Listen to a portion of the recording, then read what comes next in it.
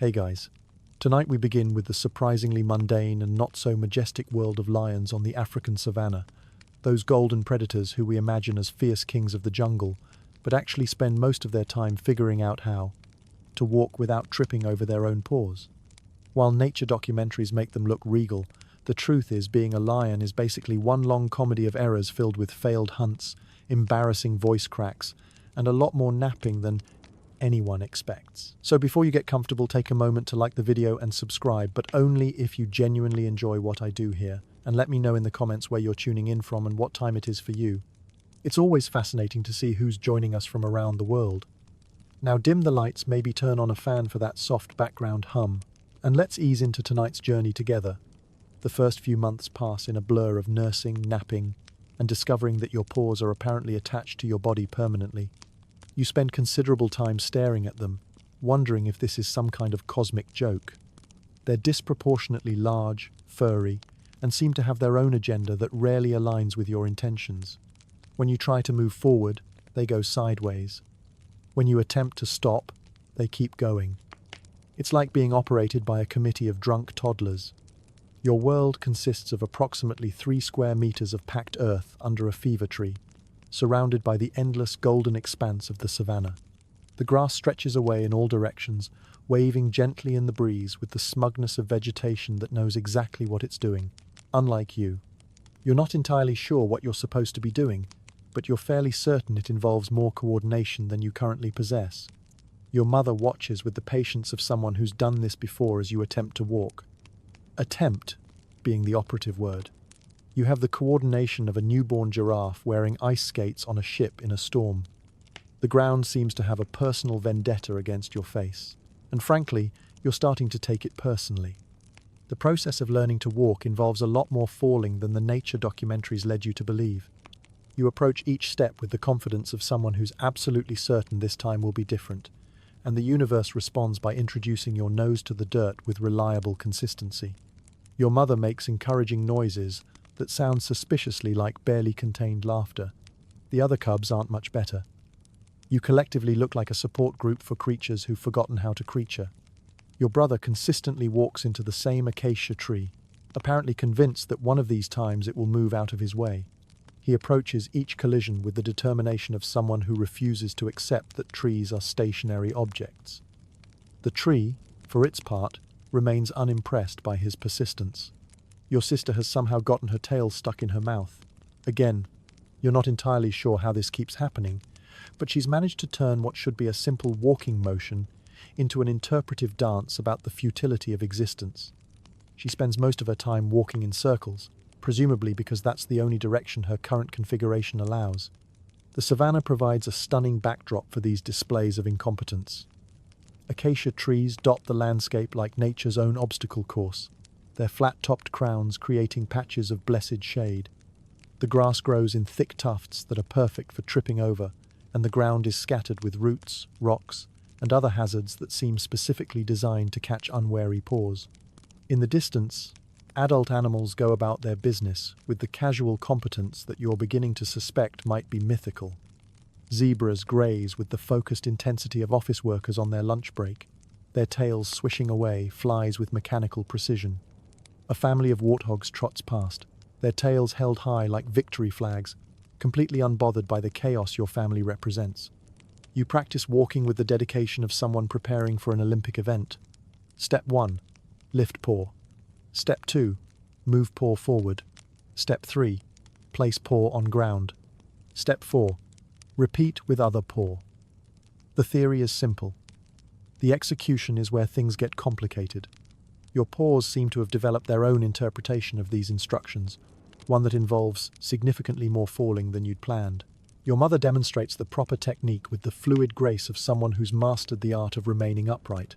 She moves through the grass like golden water, each step deliberate and sure. You watch her with the focused attention of someone trying to decode the secrets of the universe, then promptly trip over your own feet when you attempt to replicate her movements. The heat of the day settles over the savannah like a blanket, making the air shimmer and dance. The grass smells like dust and possibility, mixed with the various scents that your nose is just beginning to identify. There's water somewhere to the east, the musky smell of other lions, and the green scent of growing things that suggests this place is more alive than it appears. Practice continues through the afternoon, with breaks for nursing and napping. You're discovering that being a lion cub involves a lot more sleeping than you'd expected. Every burst of activity is followed by the overwhelming need to lie down and process what just happened. Your body is growing so fast that you can almost feel it stretching, like wearing clothes that are constantly shrinking. By evening, you've managed to walk approximately 6 meters without falling down. This feels like a significant achievement, worthy of celebration. You attempt a victory roar, which comes out as more of a squeaky chirp, but it's the thought that counts. Your mother looks proud, or possibly just relieved that you're still alive. The sunset paints the savannah in shades of gold and amber, and for a moment, you stop focusing on your rebellious paws and just look around. The world is bigger than you imagined, full of sounds and smells and movements that you're only beginning to understand. Tomorrow you'll try walking again, and probably fall down again. But tonight you're content to curl up against your mother's warm side and listen to the evening sounds of the grassland. Competition for feeding time becomes your first introduction to capitalism, and frankly, you're not sure you approve of the system. Your siblings have somehow evolved into tiny, fuzzy sharks when mealtime arrives, complete with the single-minded determination of day traders on a caffeine high. You learn that being cute only gets you so far when someone else's elbow is in your eye and their foot is on your tail. The feeding process should be simple. Find an available spot, latch on, and enjoy your meal. In practice, it's more like a rugby scrum with higher stakes and more growling. Your brother has developed a strategy that involves arriving early and defending his position with the territorial aggression of someone protecting their parking spot. Your sister prefers the sneak attack approach, appearing suddenly from unexpected angles like a furry ninja. You try various approaches to secure your fair share. The direct approach involves simply walking up and hoping for the best. This rarely works, as the prime spots are usually already occupied by siblings who've been planning their assault since the last feeding. The stealth approach requires more coordination than you currently possess, and usually ends with you announcing your presence by tripping over something. Your mother tolerates this chaos with the weary patience of someone who's learned that parenting mostly involves referee duties. She shifts position occasionally to accommodate the wrestling match that feeding time has become, making soft rumbling noises that you interpret as either encouragement or resignation to her fate. The savannah provides a scenic backdrop for these domestic dramas. Zebras graze in the distance, occasionally looking over as if to say, "Glad that's not our problem." Their orderly feeding habits make your family's mealtime look like a food fight at a daycare center. They take turns, respect personal space, and generally behave like civilized creatures who've read the manual on proper grazing etiquette. A family of warthogs trots by, their tails held high like victory flags, completely unbothered by your family's chaos. They move with the confident stride of creatures who've figured out how to feed their young without it turning into a contact sport. You watch them with the envious respect of someone who's just been kneed in the stomach by their own sibling. The competition intensifies as you all grow larger and hungrier. What started as gentle jostling has evolved into a strategic game that would make military tacticians proud. Your brother has developed a fake-out maneuver that involves approaching from one direction, then suddenly switching to another spot while everyone's attention is elsewhere. Your sister has mastered the art of the guilt trip, making pitiful squeaking noises that suggest she's starving despite having just finished eating. You experiment with different techniques, trying to find your competitive edge. The sympathy approach involves looking as pathetic as possible, which should be easy given your general state of dishevelment, but your siblings have already cornered the market on looking pitiful. The aggressive approach requires more confidence than you possess, and usually results in you getting pushed aside by more determined competitors. Weather changes add another layer of complexity to the feeding situation. On hot days, everyone wants to nurse in the shade, creating a traffic jam around the best spots. On cooler days, the sunny areas become prime real estate. You start to understand that successful feeding involves not just finding an available spot, but reading the environmental conditions and anticipating where the demand will be highest. The dry season brings new challenges as your mother becomes more selective about when and where she allows feeding sessions. Water is scarce, and she needs to conserve energy for the longer walks to find adequate grazing. The competition intensifies as feeding opportunities become less frequent and the stakes feel higher. You develop your own strategy that combines elements of patience, opportunism, and strategic positioning. Instead of fighting for the prime spots, you learn to identify the secondary locations that become available once the initial rush settles. It's not glamorous, but it's effective, and you get to eat without anyone's paw in your face. The evening feeding session becomes a time of relative peace, as everyone's too tired from the day's activities to engage in serious competition. You settle into your preferred spot, listening to the sounds of the savannah settling into night, the distant call of a hyena, the rustle of small creatures moving through the grass, the gentle lowing of zebras somewhere in the darkness. Your mother attempts to teach you how to look fierce, and you approach this lesson with the enthusiasm of someone who's finally found their calling. You practice your scary face in a puddle, only to discover you look like you're trying to solve a difficult math problem. The reflection does not inspire fear. A nearby mongoose actually stops to point and chittle what you assume is laughter. The concept of intimidation, as your mother explains it, involves projecting an aura of dangerous competence that makes other creatures think twice about challenging you. In theory, this should be instinctive. In practice, you have the intimidating presence of a particularly fluffy throw pillow. Your attempts at looking fierce mostly result in you looking constipated, which is more concerning than threatening. Your mother demonstrates the proper technique with the casual ease of someone who's been perfecting her intimidation skills for years. She lowers her head slightly, narrows her eyes, and lets out a low growl that seems to vibrate through the ground. Even you find it impressive, and you're on the same team. She looks like she could take on the world and win.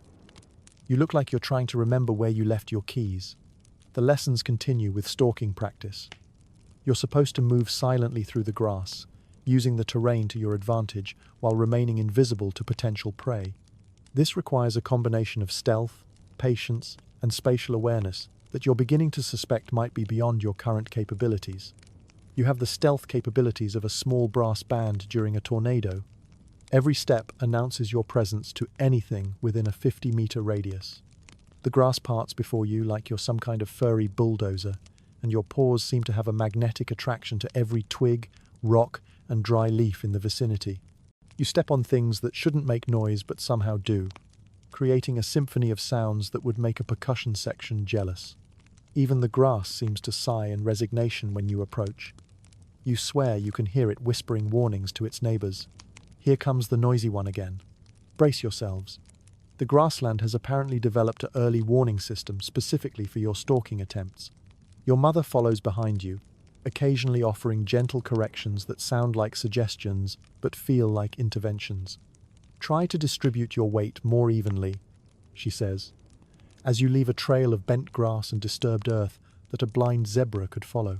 Think about where you're placing your feet, she adds, as you step directly into a small puddle that announces your presence with a satisfying splash. The concept of thinking like prey is introduced as an advanced technique. You're supposed to anticipate how your target will move, predict their behavior, and position yourself accordingly. This requires understanding animal psychology, reading body language, and developing the kind of strategic thinking that comes naturally to successful predators. You approach this lesson with the confidence of someone who still occasionally forgets which paw goes where. A family of gazelles provides a practical demonstration opportunity. They graze peacefully in a nearby clearing, their ears constantly moving to catch any sounds that might indicate danger. You're supposed to observe their behavior, identify patterns, and plan your approach accordingly. Instead, you spend most of your time marveling at how their tails twitch and wondering if they're communicating in some kind of tail-based code. Your stalking practice becomes a form of unintentional comedy. You crouch low in the grass, convinced that you're invisible, while your tail waves above the vegetation like a furry flag. You freeze in place when the gazelles look up, apparently believing that motionlessness equals invisibility, even though you're positioned in the middle of an open area with no cover whatsoever. The gazelles, for their part, seem to regard you as a form of entertainment rather than a threat. They graze peacefully while keeping one eye on your stalking attempts, occasionally exchanging what you assume are comments about your technique. One of them actually seems to be timing your approach, as if running a stopwatch on your progress. Weather conditions add another layer of complexity to your intimidation training. On windy days, your scent carries downwind, alerting potential prey to your presence long before you're close enough to be effective. On calm days, every sound you make echoes across the savannah like a renouncement of your intentions. You start to understand why successful predators prefer dawn and dusk, when the conditions are more favorable for stealth. The afternoon heat makes everything more challenging. The ground becomes uncomfortably warm. The air shimmers with heat waves that distort your vision, and your natural instinct is to find shade and take a nap rather than practice hunting techniques. Your mother persists with the lessons, apparently immune to the heat that leaves you panting and searching for the nearest patch of shade. You experiment with different approaches, trying to find a stalking style that works with your particular combination of enthusiasm and incompetence. The low crawl approach requires more core strength than you possess, and usually results in you getting stuck in thorn bushes. The casual walk approach lacks the element of surprise necessary for successful hunting. The speed approach involves more coordination than you can manage, and typically ends with you running in the wrong direction. Eventually, you develop a hybrid technique that combines elements of stealth, patience, and strategic napping. You position yourself in a likely spot, wait for prey to approach, and then take a short nap while maintaining the appearance of alertness. It's not particularly effective as a hunting strategy, but it's comfortable and allows you to practice your intimidating expressions while dozing. The evening brings a temporary ceasefire in your intimidation training as the savannah settles into its nocturnal rhythms. The sounds change from the daytime chorus of grazing animals to the nighttime symphony of hunters and hunted. You curl up against your mother's warm side, listening to the distant calls of hyenas and the rustle of small creatures moving through the darkness, dreaming of the day when you'll finally master the art of looking fierce. The transition from cub to adolescent happens gradually, then all at once, like realizing you've been wearing the wrong size shoes for months. Your body begins its awkward journey toward adulthood with all the grace of a construction project supervised by committee. Parts of you grow at different rates, creating the overall impression of a creature assembled from spare parts by someone who'd lost the instruction manual. Your legs become disproportionately long overnight, turning simple movements into engineering challenges. Walking becomes an exercise in predicting where your feet will be by the time your brain catches up with your intentions. Your paws, which seemed oversized as a cub, now look almost reasonable, though they still seem to have their own agenda when it comes to navigation. The savannah remains magnificently indifferent to your personal growth crisis. The seasons continue their ancient rhythm. The grass grows and dies and grows again, and the great herds move across the landscape, following patterns established long before you were born. Your adolescent drama plays out against this backdrop of timeless stability, which is both humbling and oddly comforting. Your roar develops gradually, starting as a squeak that could charitably be called assertive, and evolving into something that sounds like you're gargling gravel while having an emotional breakdown.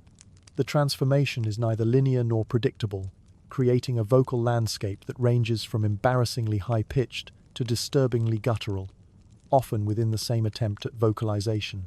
The first time you attempt to roar at a hyena, it pauses, tilts its head with the expression of someone trying to identify an unusual sound, and then continues walking while making what you're fairly certain are snickering sounds.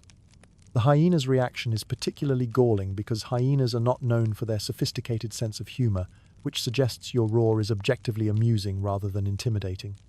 Your voice cracks at the most inopportune moments, betraying you when you most need to project confidence. You'll start with what feels like a promising rumble, building toward what should be an impressive crescendo, only to have your voice break on the crucial note like a teenager asking someone to prom. The effect is less king of beasts and more confused adolescent with allergies. The savannah doesn't care about your vocal struggles. The sun rises every day with the same indifferent punctuality, painting the grassland in shades of gold and amber that would be breathtaking if you weren't so focused on your personal humiliation. Acacia trees provide blessed shade during the heat of the day, their thorns serving as natural reminders that comfort always comes with a price, much like the vocal exercises your mother insists you need.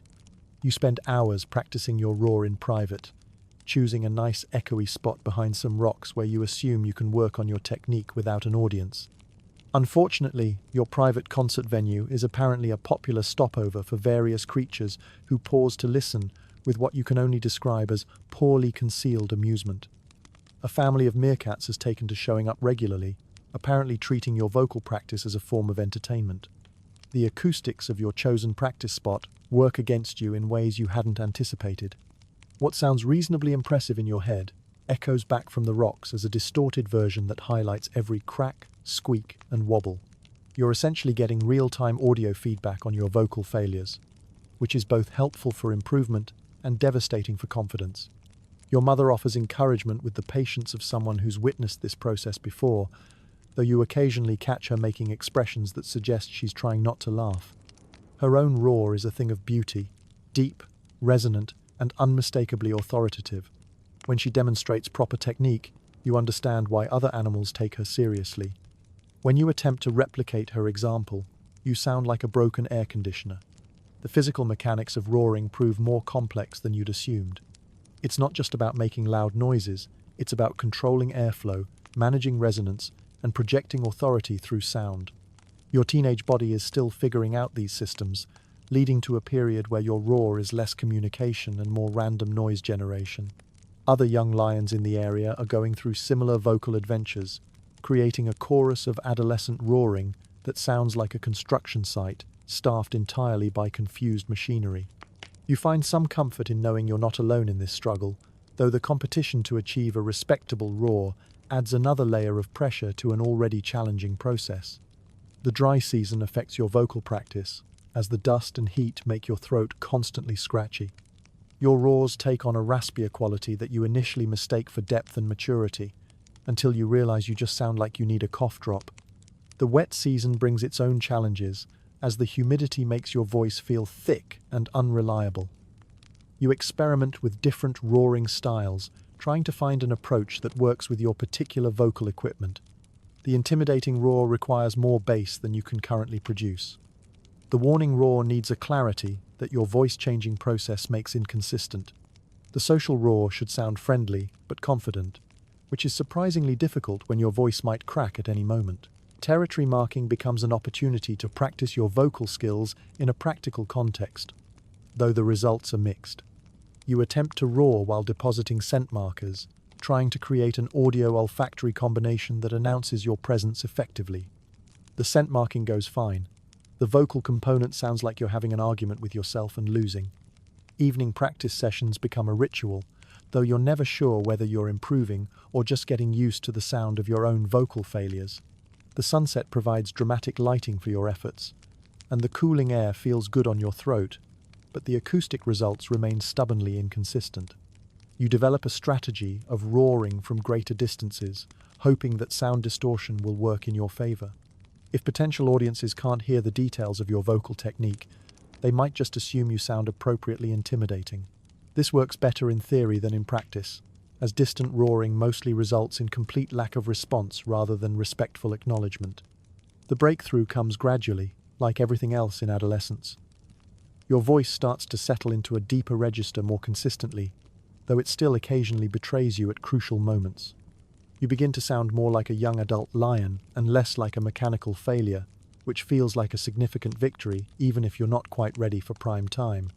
By the end of this phase, your roar has achieved a respectable baseline of competence, though it lacks the full authority you're hoping to develop. You sound like someone who might be worth taking seriously, eventually, with proper training, and perhaps some professional coaching. It's not the voice of a king, but it's no longer the voice of someone asking permission to be taken seriously. Your first hunting lesson involves learning to be very, very quiet, which proves challenging when you have the spatial awareness of a shopping cart with a broken wheel and the stealth capabilities of a marching band. This proves more difficult than anticipated, as your body has entered that phase where it seems to be operated by a committee of teenagers who can't agree on basic coordination. You trip over your own feet with the reliability of someone who's made it their signature move, step on every twig in a 50-meter radius with the precision of someone following a treasure map of noise-making opportunities, and somehow manage to alert the entire gazelle population to your presence before you've even started stalking. Your approach to stealth resembles less a predator and more a small earthquake with anxiety issues. The gazelles, for their part, have developed what appears to be a betting pool on how long it takes you to fall down. They graze peacefully, occasionally glancing over with the air of spectators at a particularly predictable sporting event. Some of them have clearly seen this show before and know exactly when the good parts are coming. Your mother demonstrates the proper stalking technique with the fluid grace of someone who's been doing this for years, moving through the grass like golden water, barely disturbing the vegetation. Each step is deliberate and calculated, her body flowing through the landscape as if she's part of it. You follow behind her looking like a small, confused tumbleweed that's lost an argument with a windstorm. The concept of reading the terrain is introduced as a fundamental hunting skill. You're supposed to identify the best approach routes, understand how the wind carries scent, and use natural cover to remain hidden. This requires spatial reasoning, environmental awareness, and the ability to think 3 moves ahead. You approach these lessons with the confidence of someone who still occasionally walks into stationary objects. Patience emerges as the most challenging aspect of hunting education. Successful stalking involves long periods of motionless waiting, observing prey behavior, and timing your approach for maximum effectiveness. Your attention span, however, seems designed for activities that provide more immediate gratification. You find yourself distracted by interesting insects, unusual cloud formations, and the philosophical question of why grass grows in the pattern it does. The first attempted hunt becomes a masterclass in what not to do. You select a target with the strategic thinking of someone choosing a lottery number, approach with all the subtlety of a freight train, and execute your attack with the coordination of someone juggling while riding a unicycle. The antelope you're stalking notices your approach from roughly the moment you start moving and watches your entire performance with what appears to be professional interest. Wind direction proves to be a crucial factor that you consistently forget to consider. Your scent carries downwind to your intended prey, announcing your presence and intentions with the effectiveness of a written invitation. You spend considerable time approaching from angles that work against you, essentially advertising your location while wondering why your target seems so well informed about your movements. The art of camouflage requires understanding how to blend with your environment, which is challenging when your environment consists of golden grass and you are also golden. In theory, this should work in your favor. In practice, you somehow manage to position yourself in the exact spots where you stand out most dramatically, like choosing to hide behind the one green bush in an ocean of golden vegetation. Your mother introduces the concept of pack hunting, explaining how multiple lions can coordinate their efforts to increase success rates. This involves communication, timing, and the ability to execute complex maneuvers in perfect synchronization. You approach this lesson with the enthusiasm of someone who's just learned that dancing involves moving to music, despite having no sense of rhythm. The first group hunting exercise reveals that coordination is not your strong suit. You're supposed to work with your siblings to surround a target, moving in carefully planned patterns that force the prey into a vulnerable position. Instead, you create a formation that resembles nothing so much as several lost tourists trying to ask for directions simultaneously.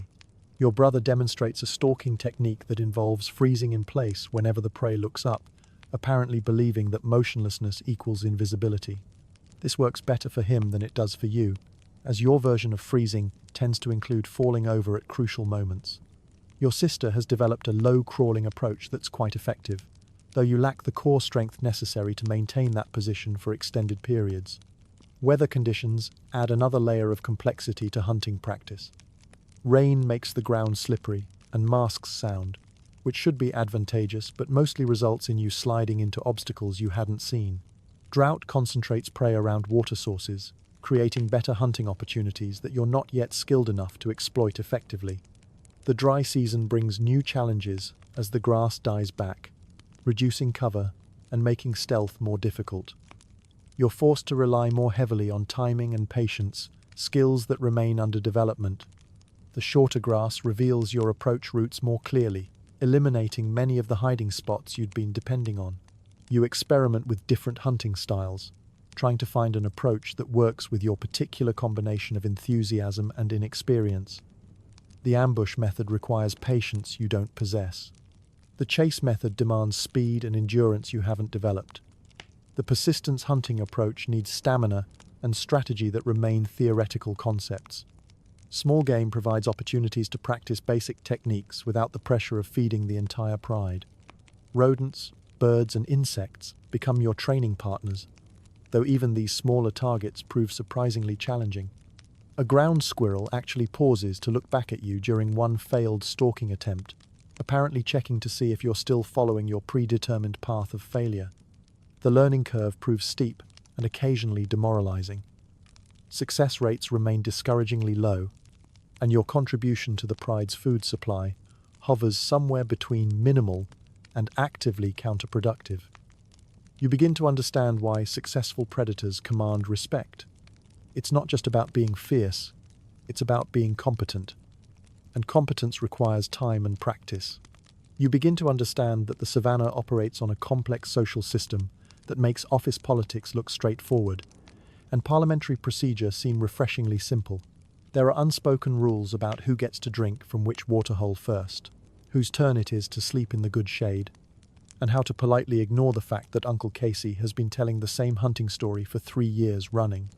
The social hierarchy becomes apparent through a series of subtle interactions that require careful observation to decode. Body language, positioning, and vocal cues all carry, meaning that you're just beginning to understand. A slight shift in posture can indicate dominance, submission, or irritation. The angle of someone's ears might convey welcome, warning, or complete indifference to your presence. Your position in this hierarchy remains frustratingly unclear. You're no longer a cub who can rely on cuteness and parental protection, but you're not yet an adult with established status and respect.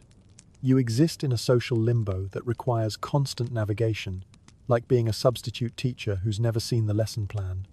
Waterhole etiquette proves particularly complex, with an established pecking order that determines access rights during different times of day.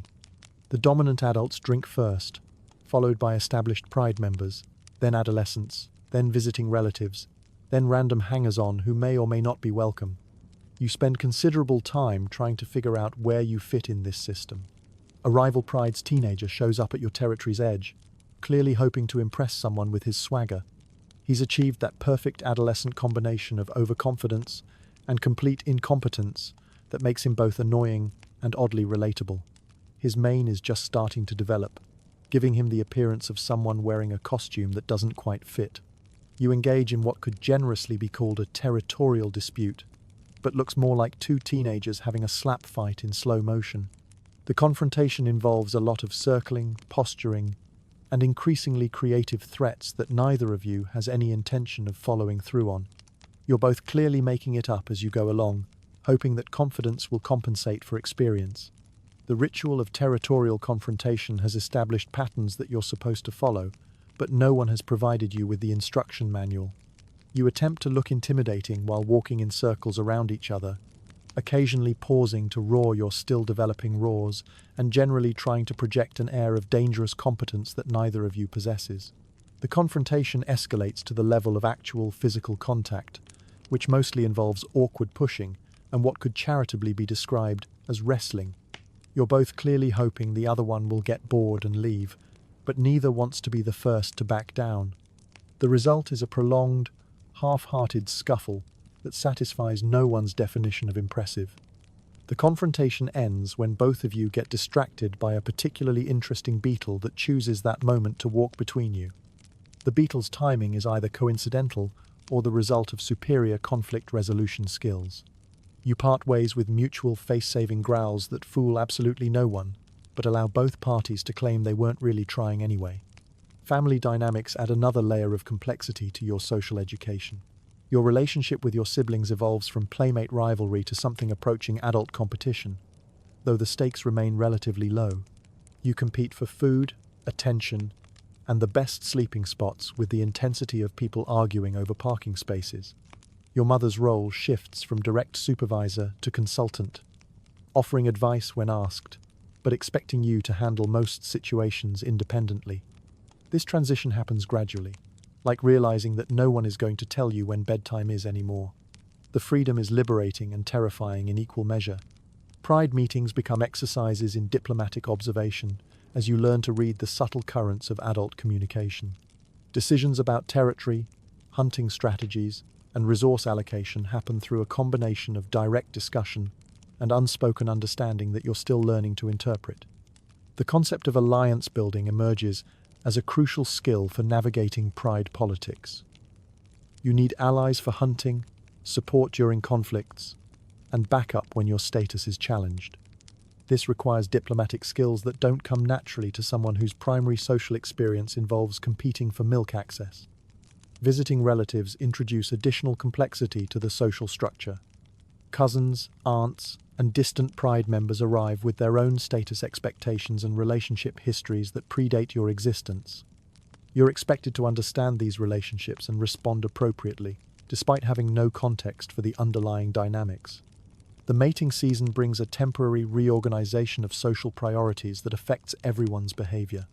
Adult interactions become more intense, territorial boundaries become more important, and the general atmosphere shifts from relaxed cooperation to focused competition.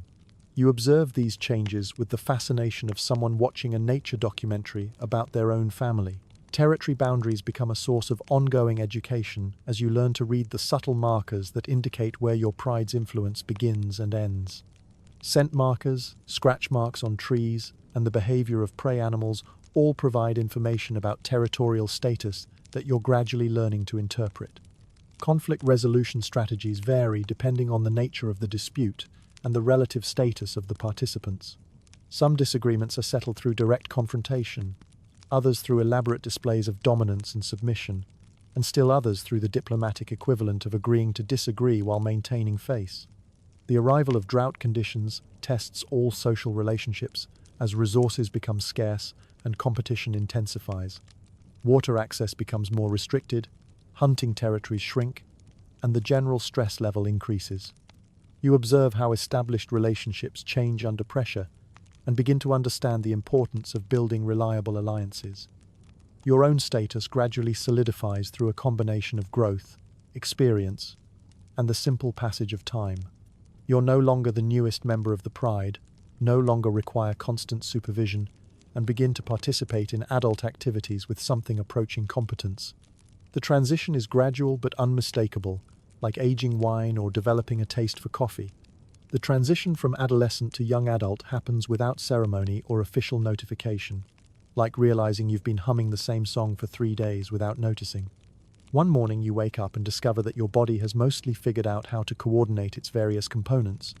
Your voice has settled into something reasonably authoritative, and people have started looking at you as if they expect you to know what you're doing. This last development is particularly concerning, since you're fairly certain you're still making most of it up as you go along. The difference is that now you're expected to make it up with confidence and possibly teach others how to do the same thing. It's like being promoted to manager without ever quite understanding what the previous manager actually did all day. Your mane has developed into something that could charitably be described as impressive, though it requires more maintenance than you'd anticipated. Grooming becomes a significant part of your daily routine, not just for hygiene but for the kind of professional appearance that commands respect. You spend considerable time arranging it in what you hope is an intimidating fashion, though you suspect it sometimes looks more like you've been electrocuted. The Savannah remains magnificently indifferent to your personal development milestones.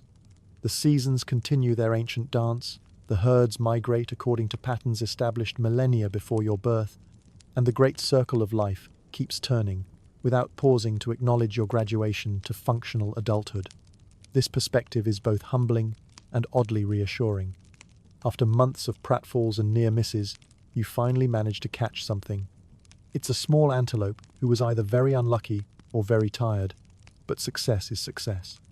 The convergence of your hunting attempt with an actual result feels like the alignment of planets, a cosmic accident that you're not entirely sure you deserve credit for, but you'll take it nonetheless. You spend the better part of an hour just staring at your prey, somewhat shocked that your plan actually worked. The antelope lies still in the golden grass, and you find yourself in the unusual position of having to process the fact that your chaotic approach to hunting has finally produced tangible results. It's like solving a Rubik's Cube by accident, deeply satisfying but also slightly mystifying. The kill is both triumphant and anticlimactic. You'd expected some kind of internal orchestra, maybe a shaft of golden sunlight to mark the moment, perhaps a chorus of angels, or at least some particularly dramatic bird calls. Instead, you get the practical realization that now you have to figure out what to do with a dead antelope, and the knowledge that everyone else in the pride is watching to see if you'll mess up the eating part too. Your approach to the hunt had been a masterpiece of accidental strategy. You'd positioned yourself downwind without really thinking about it, waited patiently because you'd gotten distracted by a interesting cloud formation, and attacked at the optimal moment because you'd suddenly realized you was getting hungry. Sometimes competence and coincidence are indistinguishable, and you're not about to examine this success too closely. The antelope had been focused on something else entirely when you made your move, probably contemplating its own existential concerns or wondering why the grass tasted different lately. Your approach had been surprisingly quiet, mostly because you'd been moving slowly to avoid stepping on a sleeping dung beetle that you'd noticed in your path. Environmental consciousness had accidentally translated into effective stealth. You don't mess up the eating part. This feels like a significant personal victory, given your track record with activities that require coordination and planning. The meat tastes better than anything you've ever eaten, possibly because you've actually earned it through your own efforts rather than relying on family charity or scavenging opportunities. The pride's reaction to your success is a mixture of surprise, approval, and what you interpret as relief that you've finally figured out one of the basic requirements of lion adulthood. Your mother makes pleased rumbling sounds that suggest pride without excessive surprise, as if she'd always known you'd eventually get the hang of hunting but had been wondering when exactly that would happen. Your siblings display the appropriate level of congratulations mixed with competitive analysis, examining your technique for lessons they can apply to their own hunting efforts. They circle the kill site, sniffing for clues about your approach and making mental notes about timing, positioning, and target selection. It's like a post-game analysis conducted entirely through body language and meaningful looks. The success creates a shift in how others perceive your capabilities. You're no longer the lion who might eventually figure out hunting. You're the lion who has demonstrated actual competence in prey acquisition. This change in status comes with new expectations and responsibilities that you're not entirely prepared for, but you accept them with the confidence of someone who's just proven they can accomplish the impossible. Your technique analysis reveals that your success came from a combination of patience, environmental awareness, and sheer luck, in proportions that you can't quite determine. The patient waiting had been accidental, the environmental awareness had been incidental, and the luck had been the universe's way of rewarding persistence. You decide to interpret this as evidence of natural hunting instinct finally emerging. The aftermath of successful hunting involves practical considerations that no one had prepared you for. Dragging a dead antelope back to the pride requires more physical strength than you'd anticipated, and you discover that carcass management is a skill unto itself. The logistics of hunting success prove almost as challenging as the hunting itself. Territory implications become apparent as other predators take notice of your achievement. The scent of fresh kill attracts attention from various quarters, and you find yourself in the position of defending your prize from hyenas, vultures, and other opportunistic scavengers. Success brings its own problems, which seems unfair but appears to be how the world works. The confidence boost from successful hunting affects every aspect of your behavior. You walk differently, hold your head higher, and approach other challenges with the assurance of someone who's proven they can accomplish difficult tasks. The psychological impact of competence proves as significant as the practical benefits of food acquisition. Weather conditions on the day of your successful hunt become forever associated with good luck in your mind. The particular quality of light, the direction of the wind, and the temperature all become part of your personal hunting mythology.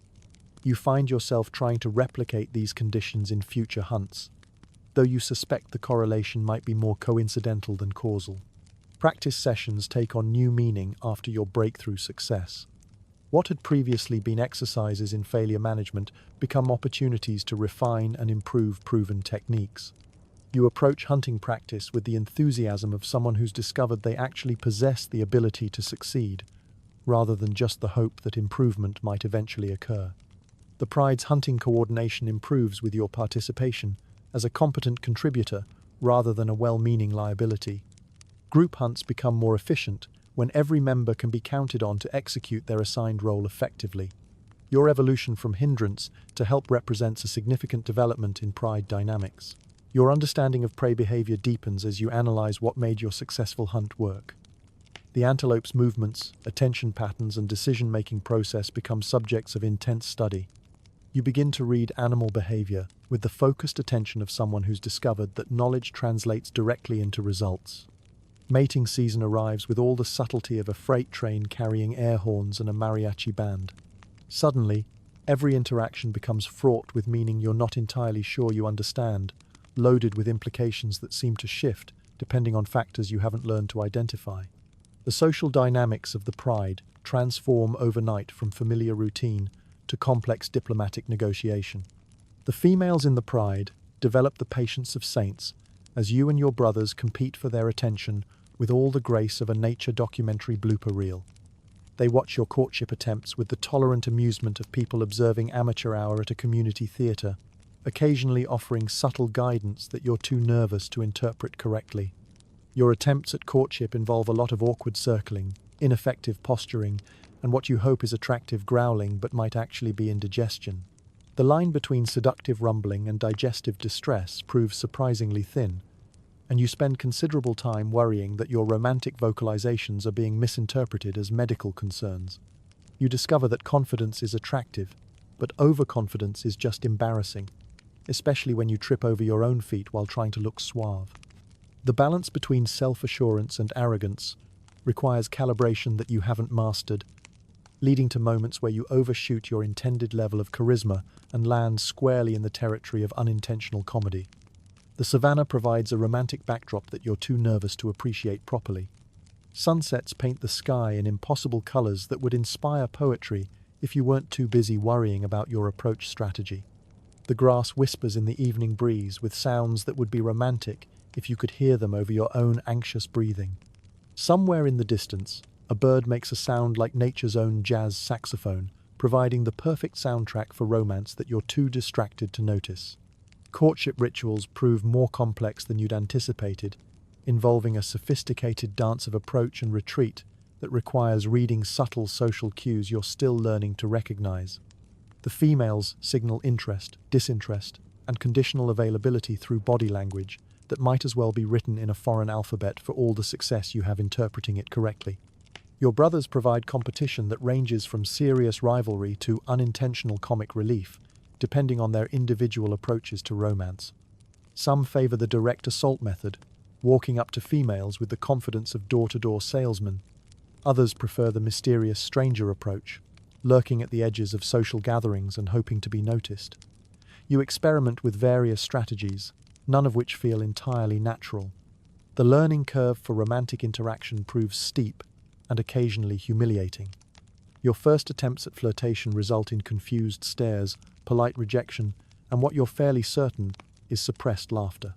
The gap between your intentions and your execution creates a comedy of errors that would be entertaining if you weren't the primary performer. Grooming becomes a crucial element of romantic preparation, requiring attention to detail that you hadn't previously considered necessary. Your mane needs to look impressive, but not overly groomed. Your scent needs to be appealing, but not overwhelming. And your general appearance needs to suggest competence without trying too hard. The amount of preparation required for casual interaction seems disproportionate to the stakes involved. Competition dynamics create tension within the pride, as previously cooperative relationships become temporarily strained by romantic rivalry. Brothers who usually hunt together find themselves competing for the same female's attention. The shift from collaboration to competition happens gradually, like realizing that your study group has become a tournament. The female's perspective on these courtship displays remains largely mysterious, though you occasionally catch expressions that suggest they find the entire process more amusing than you'd prefer. They seem to be evaluating not just individual performances but comparing techniques, possibly maintaining some kind of internal scoring system that takes into account creativity, effort, and unintentional entertainment value. Your mother offers advice with the diplomatic tact of someone who's observed this process many times before. Her guidance tends toward general principles rather than specific techniques, possibly because she recognizes that romantic competence develops through experience rather than instruction. Her suggestions focus on being yourself, which would be more helpful if you were entirely sure who that was. The physical comedy aspects of courtship become apparent as you attempt to coordinate impressive displays with your still developing social skills. Simple gestures become complicated when you're trying to look impressive while walking, talking, and thinking about what to do with your tail all at the same time. Multitasking proves challenging when every task feels unfamiliar. Rejection, when it comes, arrives with varying degrees of politeness that you learn to interpret as feedback rather than personal failure. The gentle, not interested, differs from the firm, absolutely not, in ways that require careful attention to decode. Learning to accept rejection gracefully becomes as important as learning to court successfully. Success, when it finally occurs, feels both inevitable and miraculous, like solving a puzzle that had seemed impossible until the moment when all the pieces suddenly fit together. The female who eventually shows interest in your efforts does so with a combination of amusement and affection that suggests she finds your earnest incompetence more charming than your attempts at sophistication. The relationship that develops feels simultaneously natural and completely foreign, like learning to speak a language you've been hearing all your life but never understood. Communication requires constant attention to nuance, and misunderstandings occur with the frequency of weather changes. The learning curve continues well beyond the initial courtship phase. You begin to understand that adulthood involves a lot of walking around peeing on things to make a point. Territory marking becomes a significant part of your daily routine, though you're never entirely sure whether you're being strategic or just creating a very smelly map of your insecurities. The connection between scent marking and territorial control makes logical sense, but the practical application feels more like vandalism with purpose. The concept of territory ownership proves more complex than simply claiming a piece of land and expecting others to respect your boundaries. Effective territorial control requires constant maintenance, strategic positioning, and the ability to back up your claims when challenged. It's like being a property manager for land that doesn't come with a lease agreement or clear legal protections. Other young males drift through your area with the casualness of window shoppers, testing boundaries and looking for opportunities. These encounters follow a predictable pattern: posturing, circling, more posturing, and eventually someone gets bored and wanders off to find easier prey or better shade. The ritualized nature of these confrontations suggests that most territorial disputes are more about appearance than actual intention. You develop your own territory through a combination of determination, luck, and the fact that nobody else seems particularly interested in your specific patch of thornbush and disappointment. The land you end up claiming isn't prime real estate by anyone's standards, but it's yours, and ownership feels significant even when the property itself is questionable. Boundary establishment requires a sophisticated understanding of geography, resources, and defensibility that you develop through trial and error. Your initial territorial claims prove overly ambitious, encompassing more land than you can effectively patrol or defend. You gradually scale back your ambitions to match your actual capabilities, learning that successful territory is about quality rather than quantity. Resource assessment becomes a crucial skill as you evaluate your territorial holdings for practical advantages. Water access proves essential, as does proximity to prey migration routes and adequate shelter for various weather conditions. The romantic notion of claiming the most beautiful landscape gives way to practical considerations about long-term sustainability. Patrol routines develop into a daily practice that combines exercise, boundary maintenance, and intelligence gathering.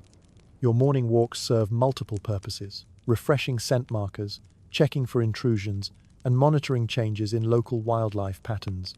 The routine becomes meditative, providing structure to days that might otherwise lack clear objectives. The psychology of territorial defense proves as important as the physical aspects. Projecting confidence in your ownership rights affects how seriously other lions take your claims. Uncertainty or hesitation invites challenges, while calm assurance tends to discourage casual boundary testing. Learning to appear more confident than you feel becomes a valuable skill. Scent marking strategies evolve as you understand the nuances of chemical communication. Different types of marks convey different messages, from casual "I was here" notifications to serious "this is mine" declarations. The frequency, placement, and intensity of markings create a complex information system that other lions can read like a neighborhood newsletter. Territorial negotiations with neighboring lions require diplomatic skills that combine respect, firmness, and practical compromise. Boundary disputes get resolved through a combination of direct confrontation and gradual adjustment, with both parties seeking solutions that minimize ongoing conflict. The goal becomes peaceful coexistence rather than total domination. Weather patterns affect territorial management in ways you hadn't anticipated. Dry seasons concentrate resources around water sources, making some areas more valuable and contested. Wet seasons expand available territory, but also create new challenges in boundary maintenance. Seasonal adjustments become part of your territorial strategy. The relationship between territory size and social status becomes apparent as you observe how other lions react to your land holdings. Larger territories command more respect, but only if they can be effectively defended. Better territories attract more challenges, but also provide more resources. The balance between ambition and capability requires constant adjustment. Intrusion responses develop into a graduated system that escalates from subtle warnings to direct confrontation. Most boundary violations can be resolved through posturing and scent marking, but occasional serious challenges require physical defense.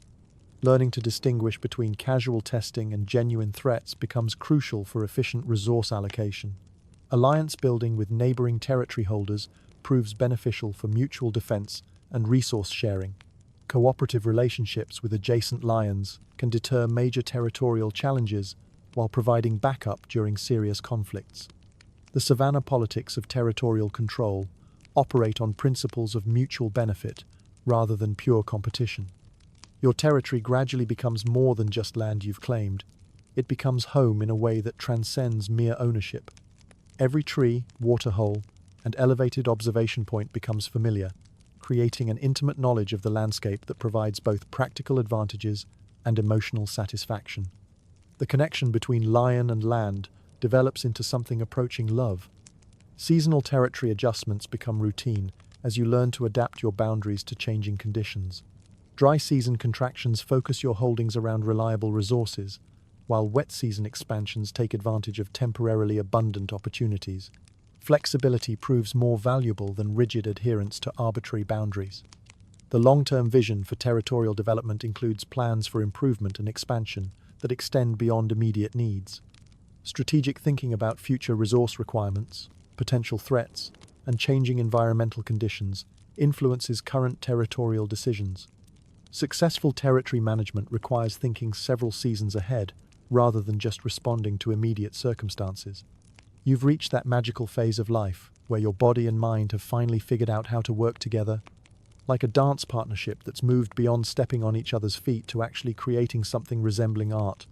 The gangly teenager who used to trip over his own shadow has evolved into someone who moves through the world with purpose and, more importantly, without constantly checking to make sure the ground is still where you left it. Your mane has achieved its full, magnificent potential, no longer the patchy work in progress of adolescence, but a proper crown that announces your presence from a respectable distance. Grooming, it has become less about trying to look impressive and more about maintaining the kind of professional appearance that commands automatic respect.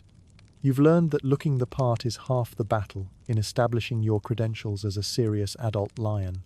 The confidence that comes with competence affects everything about how you interact with the world. Your movements are more deliberate, your decisions more decisive, and your presence more commanding.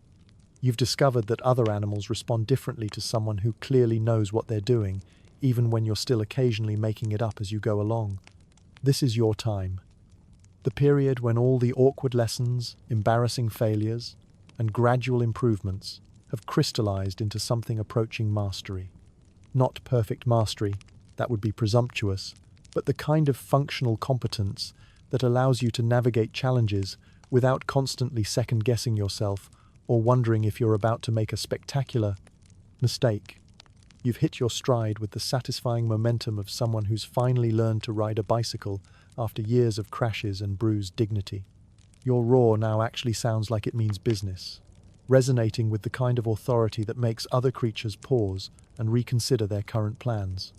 Your hunting success rate has climbed from perpetually tragic to occasionally embarrassing, which represents significant progress in the context of your personal development arc. You've figured out how to walk without tripping over your own feet most of the time, though you still maintain a healthy respect for unexpected obstacles and uneven terrain. The basic mechanics of locomotion no longer require conscious thought, freeing up mental resources for more complex tasks like strategic planning and environmental awareness. The savannah has become your office, your home, and your kingdom rolled into one vast, golden workspace.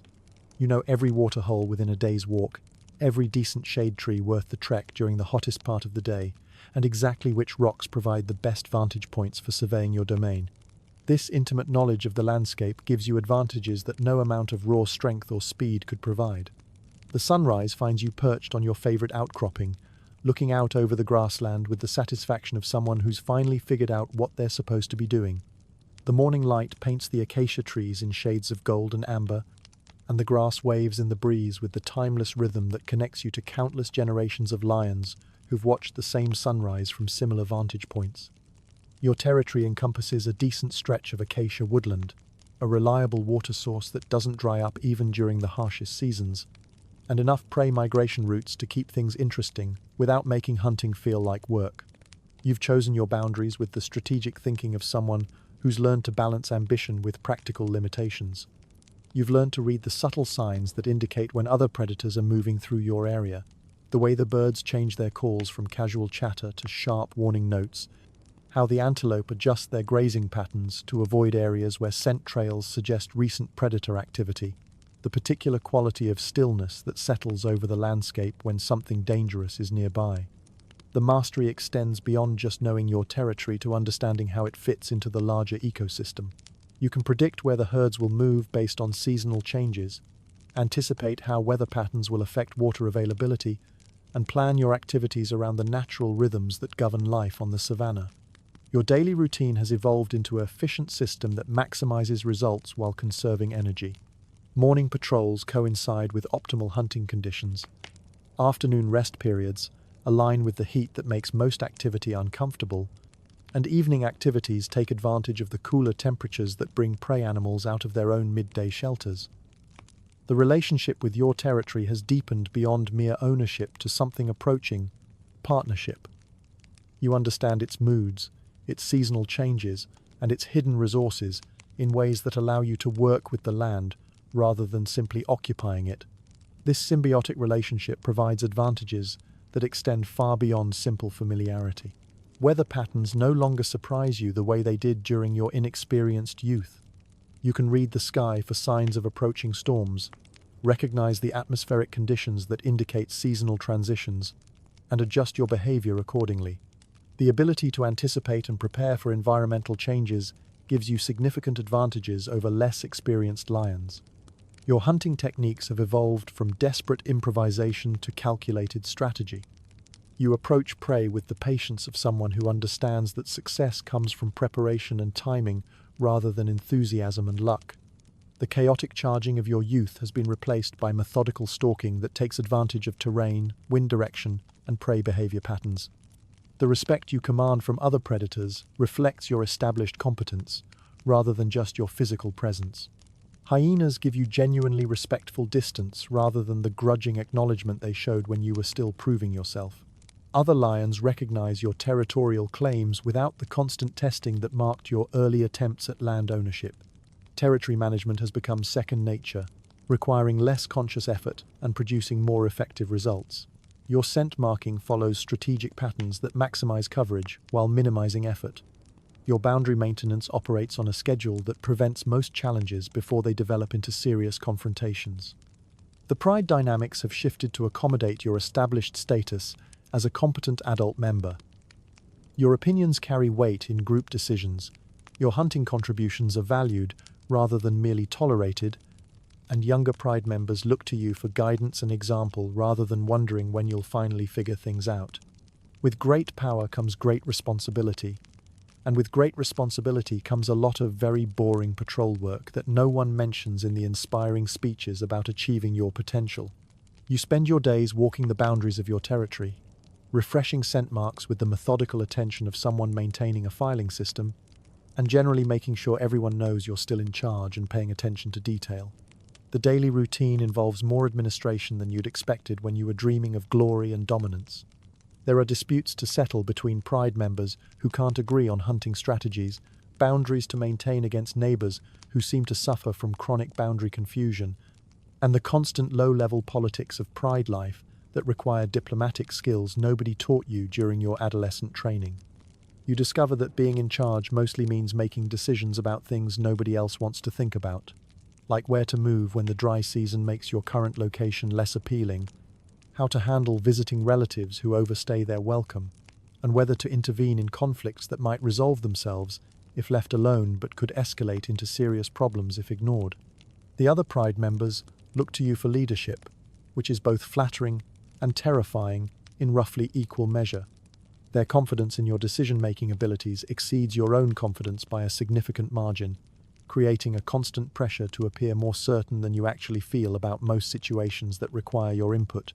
You develop a policy of confident-looking nodding, while internally hoping that whatever you just agreed to won't result in disaster, diplomatic incident, or the kind of embarrassing failure that undermines your carefully cultivated reputation for competence. This strategy works more often than you'd expected, though you suspect it might be due to luck rather than wisdom. Leadership responsibilities extend beyond your immediate pride to include interactions with neighboring lions, visiting relatives, and the occasional diplomatic mission to settle larger territorial disputes. These situations require political skills that don't come naturally to someone whose primary training involved learning to hunt without falling down. The administrative burden of territory management includes tracking seasonal changes in resource availability, monitoring prey population fluctuations, and maintaining relationships with other predators whose territories border your own. You find yourself keeping mental notes about everything from waterhole reliability to optimal scent marking schedules. The savanna around you has become as familiar as your own reflection, its seasonal changes marking the passage of time with the reliability of a calendar you've been reading for years. You know this landscape intimately, not just its geography but its moods, its rhythms, and its secrets. This deep familiarity creates a sense of belonging that extends beyond mere territorial ownership to something approaching true partnership with the land. You've developed what could charitably be called wisdom, and what you privately suspect is just accumulated laziness dressed up in philosophical clothing.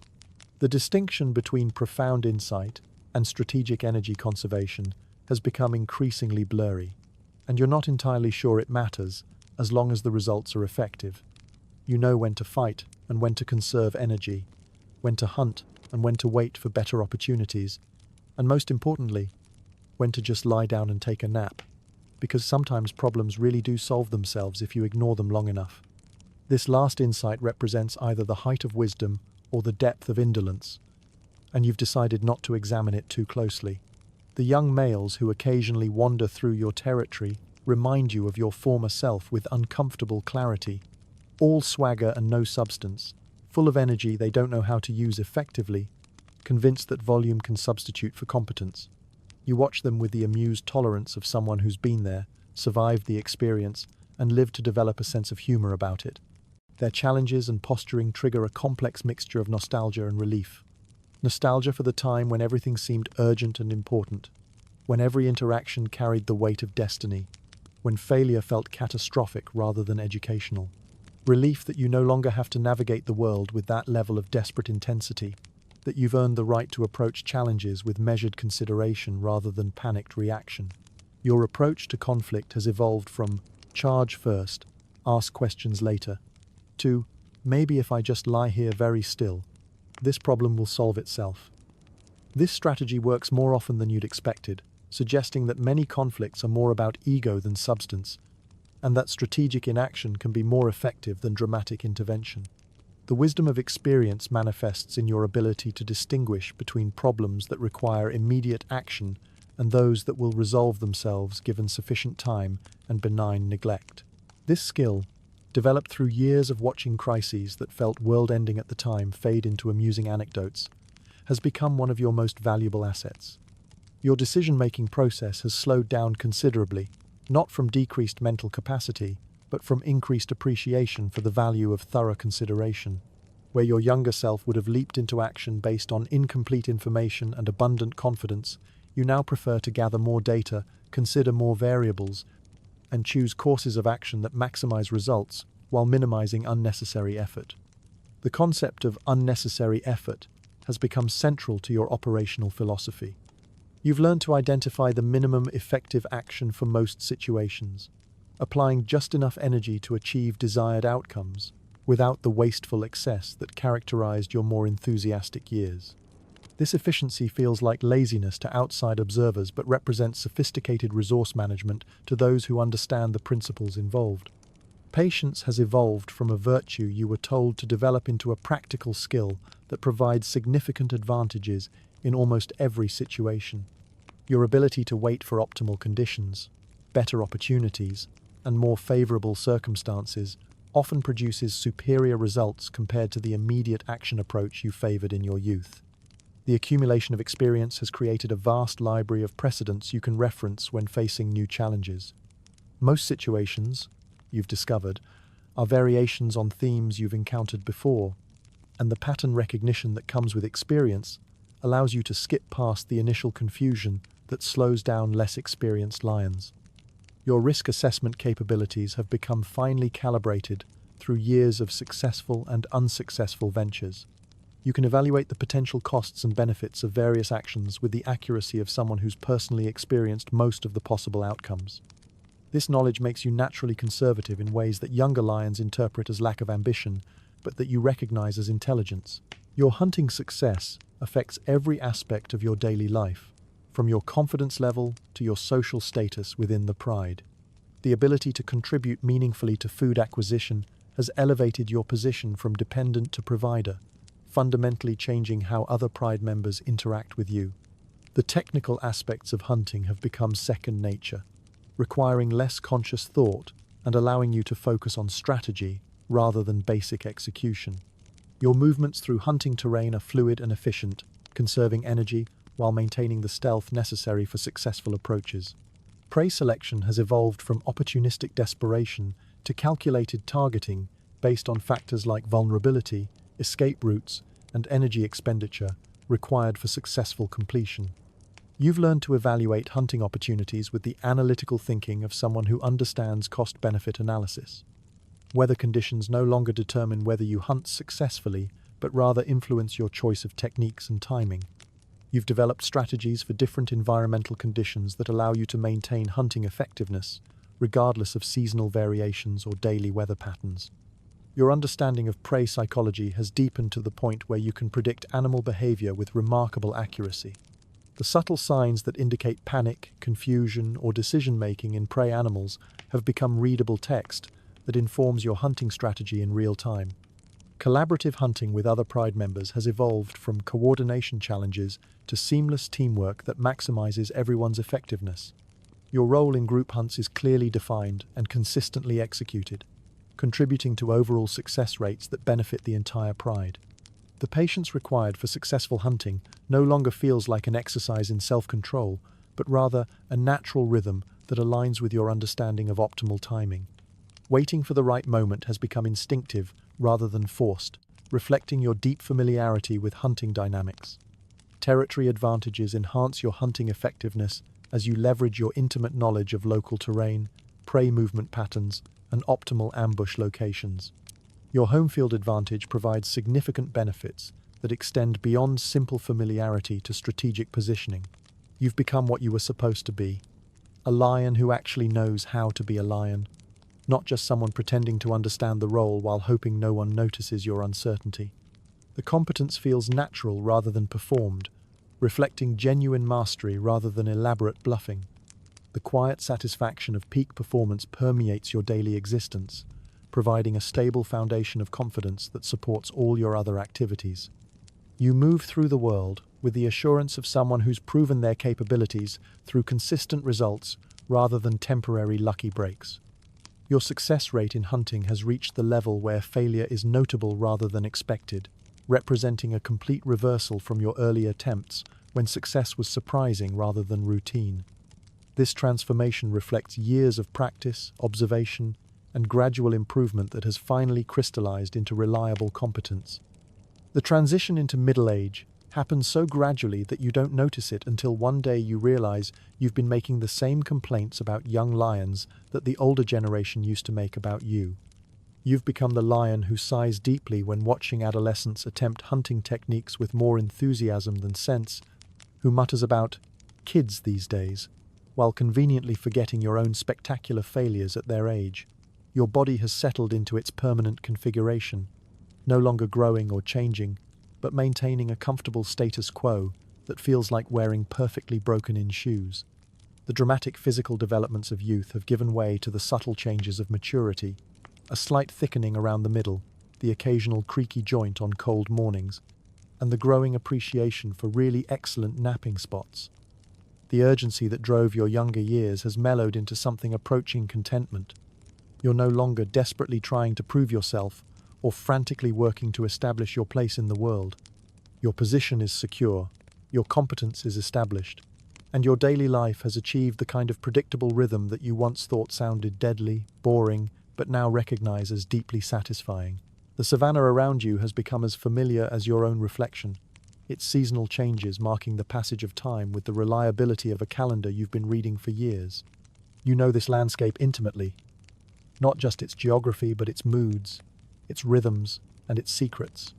This deep familiarity creates a sense of belonging that extends beyond mere territorial ownership to something approaching true partnership with the land. You've developed what could charitably be called wisdom, and what you privately suspect is just accumulated laziness dressed up in philosophical clothing. The distinction between profound insight and strategic energy conservation has become increasingly blurry, and you're not entirely sure it matters as long as the results are effective. You know when to fight and when to conserve energy, when to hunt and when to wait for better opportunities, and most importantly, when to just lie down and take a nap, because sometimes problems really do solve themselves if you ignore them long enough. This last insight represents either the height of wisdom or the depth of indolence, and you've decided not to examine it too closely. The young males who occasionally wander through your territory remind you of your former self with uncomfortable clarity, all swagger and no substance, full of energy they don't know how to use effectively, convinced that volume can substitute for competence. You watch them with the amused tolerance of someone who's been there, survived the experience, and lived to develop a sense of humor about it. Their challenges and posturing trigger a complex mixture of nostalgia and relief. Nostalgia for the time when everything seemed urgent and important, when every interaction carried the weight of destiny, when failure felt catastrophic rather than educational. Relief that you no longer have to navigate the world with that level of desperate intensity, that you've earned the right to approach challenges with measured consideration rather than panicked reaction. Your approach to conflict has evolved from charge first, ask questions later, to maybe if I just lie here very still, this problem will solve itself. This strategy works more often than you'd expected, suggesting that many conflicts are more about ego than substance, and that strategic inaction can be more effective than dramatic intervention. The wisdom of experience manifests in your ability to distinguish between problems that require immediate action and those that will resolve themselves given sufficient time and benign neglect. This skill, developed through years of watching crises that felt world-ending at the time fade into amusing anecdotes, has become one of your most valuable assets. Your decision-making process has slowed down considerably, not from decreased mental capacity, but from increased appreciation for the value of thorough consideration. Where your younger self would have leaped into action based on incomplete information and abundant confidence, you now prefer to gather more data, consider more variables, and choose courses of action that maximize results while minimizing unnecessary effort. The concept of unnecessary effort has become central to your operational philosophy. You've learned to identify the minimum effective action for most situations, applying just enough energy to achieve desired outcomes without the wasteful excess that characterized your more enthusiastic years. This efficiency feels like laziness to outside observers but represents sophisticated resource management to those who understand the principles involved. Patience has evolved from a virtue you were told to develop into a practical skill that provides significant advantages in almost every situation. Your ability to wait for optimal conditions, better opportunities, and more favorable circumstances often produces superior results compared to the immediate action approach you favored in your youth.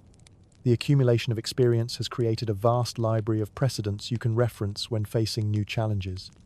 Most situations, you've discovered, are variations on themes you've encountered before, and the pattern recognition that comes with experience allows you to skip past the initial confusion that slows down less experienced lions. Your risk assessment capabilities have become finely calibrated through years of successful and unsuccessful ventures.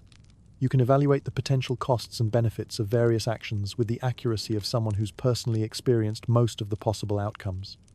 This knowledge makes you naturally conservative in ways that younger lions interpret as lack of ambition, but that you recognize as intelligence. The relationship between effort and results has become clearer through extensive personal research into the subject. You've learned that dramatic effort doesn't necessarily produce dramatic results, that consistent moderate effort often outperforms sporadic intense effort, and that the appearance of effortlessness usually indicates superior technique rather than superior ease. Your teaching style, when younger lions seek your guidance, emphasizes practical application over theoretical instruction. You demonstrate techniques rather than explaining them, show solutions rather than describing them, and let students discover principles through experience rather than attempting to transfer knowledge through lecture. This approach reflects your understanding that real learning happens through practice rather than instruction. The confidence that comes with proven competence feels different from the bravado of youth. Where young confidence is often compensation for uncertainty, middle-aged confidence is based on accumulated evidence of capability. You know you can handle most situations because you've successfully handled similar situations before, creating a foundation of assurance that doesn't require constant reinforcement. Your perspective on success and failure has shifted from viewing them as permanent states to understanding them as temporary conditions that provide useful information. Failures become learning opportunities rather than identity-defining disasters, and successes become pleasant confirmations of competence rather than validation of worth. You've learned to read the subtle signs that indicate seasonal changes with the accuracy of someone who's been watching the same performance for years and finally understands all the nuances. The way the light falls differently as the dry season approaches, shifting from the bright clarity of the wet season to the golden haziness that announces the coming heat. How the prey animals adjust their behavior, changing their grazing patterns and waterhole timing in response to environmental cues you're only beginning to recognize. The particular quality of the wind that says rain is coming in a few days has become as readable as a weather forecast, though considerably more reliable. You can sense the shift in atmospheric pressure, smell the distant moisture, and feel the electrical charge that builds before storms. This meteorological sensitivity has developed through years of being caught off guard by weather changes and gradually learning to anticipate them. Each season brings its own challenges and opportunities that you've learned to navigate with the efficiency of someone following a well-rehearsed routine. The dry season concentrates prey around water sources, making hunting easier in terms of target location, but increasing competition with other predators who've made the same calculations. The strategic implications of seasonal hunting require balancing easier access against increased rivalry. The rainy season brings abundance that feels almost overwhelming after the scarcity of drought. But it also brings floods that can turn familiar terrain into temporary lakes, difficult hunting conditions where scent trails disappear and visibility drops, and the general inconvenience of being constantly damp in ways that make even the best grooming efforts feel futile. You've developed preferred spots for each season based on years of experimentation and occasional miserable experiences that taught valuable lessons about microclimate and drainage patterns. High ground for the rains, where you can stay dry while maintaining good visibility and access to hunting areas. Shaded valleys for the dry season, where cooler temperatures make the heat bearable and underground springs provide reliable water access. Rocky outcrops that provide good views year-round have become your equivalent of a home office. Elevated positions where you can survey your territory while remaining comfortable regardless of weather conditions. These spots offer strategic advantages that extend beyond mere comfort to include early warning systems for approaching threats and optimal positioning for observing prey movement patterns. Seasonal migration patterns have become as familiar as your own daily routines, allowing you to predict where different prey species will be at various times throughout the year. This knowledge enables you to position yourself advantageously rather than wandering randomly in search of hunting opportunities. The ability to anticipate rather than react represents a significant evolution in your strategic thinking. Water management becomes crucial during the dry months, requiring careful monitoring of source reliability and strategic conservation of energy for longer trips to distant waterholes when local sources fail. You've learned to identify the subtle signs that indicate when familiar water sources are beginning to fail, allowing you to adjust your territory usage before facing crisis situations. The social dynamics of seasonal changes affect pride relationships as resource scarcity increases competition and abundance allows for more relaxed interactions. Understanding these patterns helps you manage pride harmony by anticipating when tensions are likely to rise and when cooperation is most natural. Seasonal leadership adjustments have become part of your management repertoire. Your hunting strategies vary by season, taking advantage of environmental conditions that favor different approaches. Wet season hunting utilizes improved cover and confused scent trails, while dry season hunting leverages concentrated prey locations and predictable movement patterns. The seasonal variation keeps hunting interesting while maximizing success rates. Territorial adjustments follow seasonal patterns that have been refined through years of trial and error, expanding boundaries during abundant periods to take advantage of temporary opportunities, contracting during scarce periods to focus resources on defendable core areas. These adjustments require careful timing to avoid conflicts with neighbors making similar calculations. The psychological effects of seasonal changes have become more apparent with age, as you've developed the emotional intelligence to recognize how environmental conditions affect mood and behavior. Preparing mentally for the challenges of each season has become as important as the physical preparations, helping maintain stability during difficult periods. Seasonal preparation rituals have evolved into comforting routines that provide structure and anticipation for the changes ahead. These preparations range from practical activities like territory reconnaissance to psychological preparation for the different mindset required by each season's challenges and opportunities. The younger generation looks to you for guidance, which is both flattering and slightly terrifying given that you still occasionally feel like you're making most of it up as you go along. The gap between how competent you appear to others and how competent you feel internally hasn't narrowed as much as you'd expected, but you've learned to work with this discrepancy rather than being paralyzed by it. You find yourself dispensing advice with the confidence of someone who's survived this long, though you're not always sure your wisdom is particularly profound or whether your success has been due more to luck than skill. The younger lions, however, seem eager for any guidance from someone who's managed to navigate the challenges they're currently facing, and their faith in your wisdom is oddly reassuring. Your teaching style involves a lot of demonstration and very little explanation, partly because you've discovered that direct instruction is less effective than experiential learning, and partly because you're not entirely sure you can articulate why certain approaches work better than others. The knowledge feels more intuitive than analytical, residing in muscle memory and pattern recognition rather than conscious understanding. You show them how to read prey behavior through patient observation sessions, where you point out subtle signs they might miss, the ear positions that indicate alertness levels, the grazing patterns that suggest comfort or nervousness, the group dynamics that reveal which individuals might be vulnerable to isolation. These lessons require more patience than enthusiasm, a quality that comes more naturally with age. Moving silently through different types of terrain becomes a subject of practical demonstration rather than theoretical instruction. You lead them through various landscapes, showing how to distribute weight on different surfaces, which vegetation provides the best cover, and how to use terrain features to mask approach routes. The lessons emphasize adaptation to conditions rather than memorization of techniques. Teaching them to avoid making the same mistakes you made at their age requires delicate balance between sharing hard-won knowledge and allowing them to develop their own experience base. Too much guidance can prevent the kind of learning that comes from personal failure, while too little can result in unnecessary struggles with problems that have known solutions. Mostly, you try to convey that competence comes from experience, and experience mostly comes from surviving your own mistakes rather than avoiding them entirely. This philosophy emphasizes resilience and learning over perfection and success, recognizing that failures often provide more valuable education than victories. The mentoring relationship brings unexpected satisfaction as you watch younger lions develop competence through the application of principles you've helped them understand.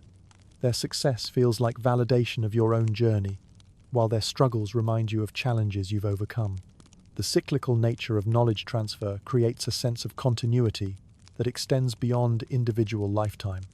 Your approach to teaching emphasizes principles over procedures, helping students understand why certain approaches work rather than simply memorizing techniques. This deeper understanding enables them to adapt to new situations rather than being limited to specific circumstances where they've been trained. Flexibility proves more valuable than rigid adherence to prescribed methods. The questions younger lions ask often surprise you with their insight or their simplicity. forcing you to examine assumptions you've developed over years of experience. Teaching becomes a two-way process, where explaining fundamental concepts to others helps clarify your own understanding of principles you've been applying unconsciously. Patience emerges as the most crucial teaching skill, both in terms of allowing students time to develop competence and maintaining composure when they repeat mistakes you've already helped them understand. The learning process follows its own timeline that can't be rushed, regardless of how obvious solutions might seem to experienced observers. The responsibility of mentoring extends beyond technical skills to include guidance on social dynamics, territorial management, and the psychological challenges of lion adulthood. These broader life skills often prove more valuable than hunting techniques, though they're also more difficult to teach through demonstration alone. Your teaching philosophy evolves to emphasize character development alongside skill acquisition, recognizing that technical competence without wisdom, patience, and good judgment often leads to impressive failures rather than sustainable success. The goal becomes developing well-rounded lions rather than specialists in particular techniques. The satisfaction of successful mentoring provides a different kind of fulfillment than personal achievement, creating legacy through the development of others rather than individual accomplishment. Watching former students become competent adults, who then mentor the next generation, creates a sense of contribution that extends far beyond personal success. The aging process arrives not as a sudden revelation, but as a gradual accumulation of small changes that collectively announce a new phase of existence. You don't wake up one morning feeling old. Instead, you slowly notice that your definition of a good day has shifted from accomplishing impressive feats to avoiding unnecessary discomfort. The priorities haven't exactly changed, but they've been reorganized according to a more practical hierarchy.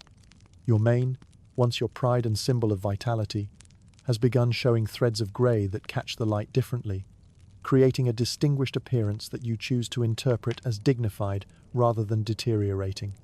The grooming routine continues, but now it's more about comfort and habit than about projecting an image of formidable strength to potential challengers or mates.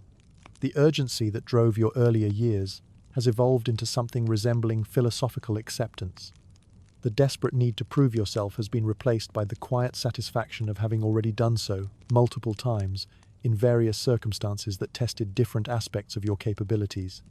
You've accumulated enough evidence of your competence to feel secure in your abilities, even as those abilities begin to operate within new limitations. Time itself feels different now, less like a resource to be hoarded and more like a river to be navigated. The frantic pace of youth, when every moment seemed crucial and every opportunity felt like it might be the last one available, has given way to a more measured approach that values quality over quantity and wisdom over speed. Your body begins to remind you that you're not as young as you used to be with the persistence of a polite but insistent bill collector. Your joints offer commentary on weather changes with meteorological accuracy that rivals the most sophisticated forecasting systems, aching when storms approach and stiffening when cold fronts move through the area. You've become a walking barometer, though not necessarily a cheerful one. Your hunting technique shifts to favor efficiency over athleticism, emphasizing strategic positioning and patience over speed and power.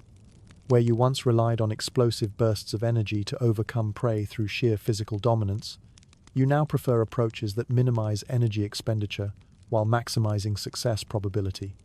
This evolution feels less like decline and more like specialization. You develop a profound appreciation for really good napping spots, evaluating potential rest areas with the discerning eye of someone who understands that comfort is no longer a luxury but a necessity. The perfect napping location requires optimal shade positioning, drainage for unexpected rain, soft ground that doesn't aggravate old injuries, and strategic placement that allows for easy observation of surroundings without requiring constant alertness. The savannah hasn't changed, but your relationship with it has evolved from active participant to contemplative observer. You move through the landscape with the deliberate pace of someone who's learned to conserve energy, who knows that there's no point in rushing when you've got nowhere urgent to be and all the time in the world to get there. This slower pace allows you to notice details that escaped your attention during your more hurried years. You spend more time watching and less time doing, finding entertainment in observations that would have bored your younger self. The endless drama of prey animals going about their business becomes a form of natural television, complete with recurring characters, seasonal storylines, and plot developments that unfold over weeks or months rather than minutes. You develop preferences among the various herds, like a sports fan following favorite teams through their seasonal migrations and territorial disputes. The zebra family, with the particularly dramatic stallion, who treats every minor threat as a personal insult. The antelope herd whose scout always positions himself on the exact same termite mound, scanning for predators with the intensity of someone taking his job very seriously. The warthog family that trots through your territory every few days provides consistent comic relief, their tails held high like victory flags, regardless of whether they're fleeing from imaginary threats or simply heading to their afternoon mud bath. You've begun to time their appearances, using their predictable schedule as a natural calendar for organizing your own activities. Weather watching becomes a major form of entertainment as you develop the patience to observe complete storm systems from formation to dissipation. Cloud formations that once served merely as indicators of hunting conditions now become subjects of aesthetic appreciation. You find yourself studying the way light filters through different types of clouds, how wind patterns affect grass movement, and how temperature changes influence animal behavior throughout the day. The morning routine expands to include extended observation periods where you survey your territory not for threats or opportunities, but simply for the pleasure of watching the world wake up. Dawn brings its own entertainment as different species begin their daily activities according to schedules you've memorized through years of patient observation. Your relationship with time becomes more philosophical as you realize that urgency is largely a young lion's concept. The pressure to accomplish everything immediately fades when you understand that most things worth doing are worth doing well, and doing things well often requires time, patience, and multiple attempts. This perspective transforms waiting from frustration into strategy. Physical limitations require creative adaptations that often prove more effective than the brute force approaches of youth. Hunting strategies evolve to emphasize intelligence over athleticism, using knowledge of prey behavior and terrain advantages to compensate for reduced speed and stamina. These adaptations feel like innovations rather than compromises. The afternoon heat, which you once endured as a necessary inconvenience, becomes an excuse for extended rest periods that you've learned to appreciate as essential maintenance rather than laziness. The hottest part of the day becomes a natural pause in activities that allows for reflection, planning, and the simple pleasure of existing without immediate demands on your attention. Your territorial patrols become less about active defense and more about maintenance and monitoring, checking on familiar landmarks and noting changes in the landscape that might affect future planning. These walks serve multiple purposes: light exercise, environmental awareness, and the satisfaction of maintaining connection with land you've known for years. Sleep patterns adjust to accommodate the reality that rest is no longer just recovery time, but active investment in continued functionality. You discover that strategic napping can extend your effective hours better than pushing through fatigue, and that quality rest produces better results than quantities of tired activity. You find yourself thinking about the arc of your existence with the philosophical bent of someone who's got time to think and the accumulated experience to make those thoughts meaningful. The territory you've maintained, the challenges you've overcome, the mistakes you've survived, it all seems to form a pattern that makes sense only in retrospect, like a puzzle that reveals its picture only after all the pieces have been placed. The young lion you used to be seems like a different creature entirely, separated from your current self by so much experience and change that you sometimes wonder if you're remembering someone else's life. You remember his anxieties, his ambitions, his complete inability to walk in a straight line, with the fond exasperation of someone watching home movies of their awkward teenage years. His concerns seem simultaneously touching and ridiculous from your current perspective. The desperate importance he placed on impressing others, the catastrophic significance he assigned to minor setbacks, the way he confused activity with progress and noise with substance. You feel protective of that younger self, while also being slightly embarrassed by his dramatic interpretation of relatively ordinary challenges. You've achieved the lion equivalent of a successful life. You've held territory, contributed to the gene pool, and managed not to get eaten by anything. The standards for success are refreshingly straightforward compared to the complex achievement metrics you imagined during your ambitious youth. Survival, reproduction, and territorial maintenance constitute the fundamental requirements for lion success, and you've managed all three with reasonable competence. The mistakes you've made along the way have become sources of wisdom rather than regret, teaching opportunities that contributed to your development rather than failures that defined your limitations. The embarrassing hunting failures, the social blunders, the strategic miscalculations, all of them served educational purposes that wouldn't have been available through success alone. Your relationships with other lions have evolved through all possible configurations: rivalry, cooperation, mentorship, and peaceful coexistence. You've learned that most conflicts are temporary, that today's enemy might become tomorrow's ally, and that the social dynamics of lion society are fluid enough to accommodate changing circumstances and personal growth. The territory you've maintained represents more than just land ownership. It's become a record of your life's work, marked by improvements you've made, challenges you've overcome, and the gradual accumulation of intimate knowledge about every waterhole, shade tree, and hunting ground within your boundaries. This land holds the story of your adult life in ways that feel both permanent and temporary. Your contribution to the next generation extends beyond biological reproduction to include the knowledge you've passed on, the examples you've set, and the infrastructure you've maintained for future occupants. The water sources you've protected, the territorial boundaries you've established, and the social relationships you've built will influence pride dynamics long after your direct involvement ends. The seasonal cycles you've witnessed have provided perspective on the temporary nature of individual concerns against the backdrop of natural permanence. Droughts that felt catastrophic at the time were followed by abundance. Territorial challenges that seemed existential were resolved through negotiation or time. Social conflicts that appeared irreconcilable were forgotten when circumstances changed. Your understanding of the savanna ecosystem has deepened through decades of observation, creating appreciation for the complex interdependencies that sustain life in this environment. You've watched prey populations fluctuate, predator territories shift, and environmental conditions change, developing respect for the intricate balance that makes this harsh landscape livable. The philosophical questions that seemed urgent during your youth have largely resolved themselves through lived experience rather than abstract contemplation.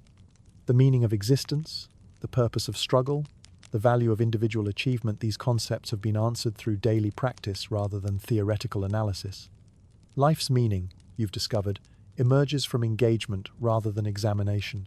Younger males begin to eye your territory with the calculating gaze of real estate appraisers evaluating market opportunities, their assessment combining respectful acknowledgement of your established ownership with pragmatic evaluation of your current defensive capabilities.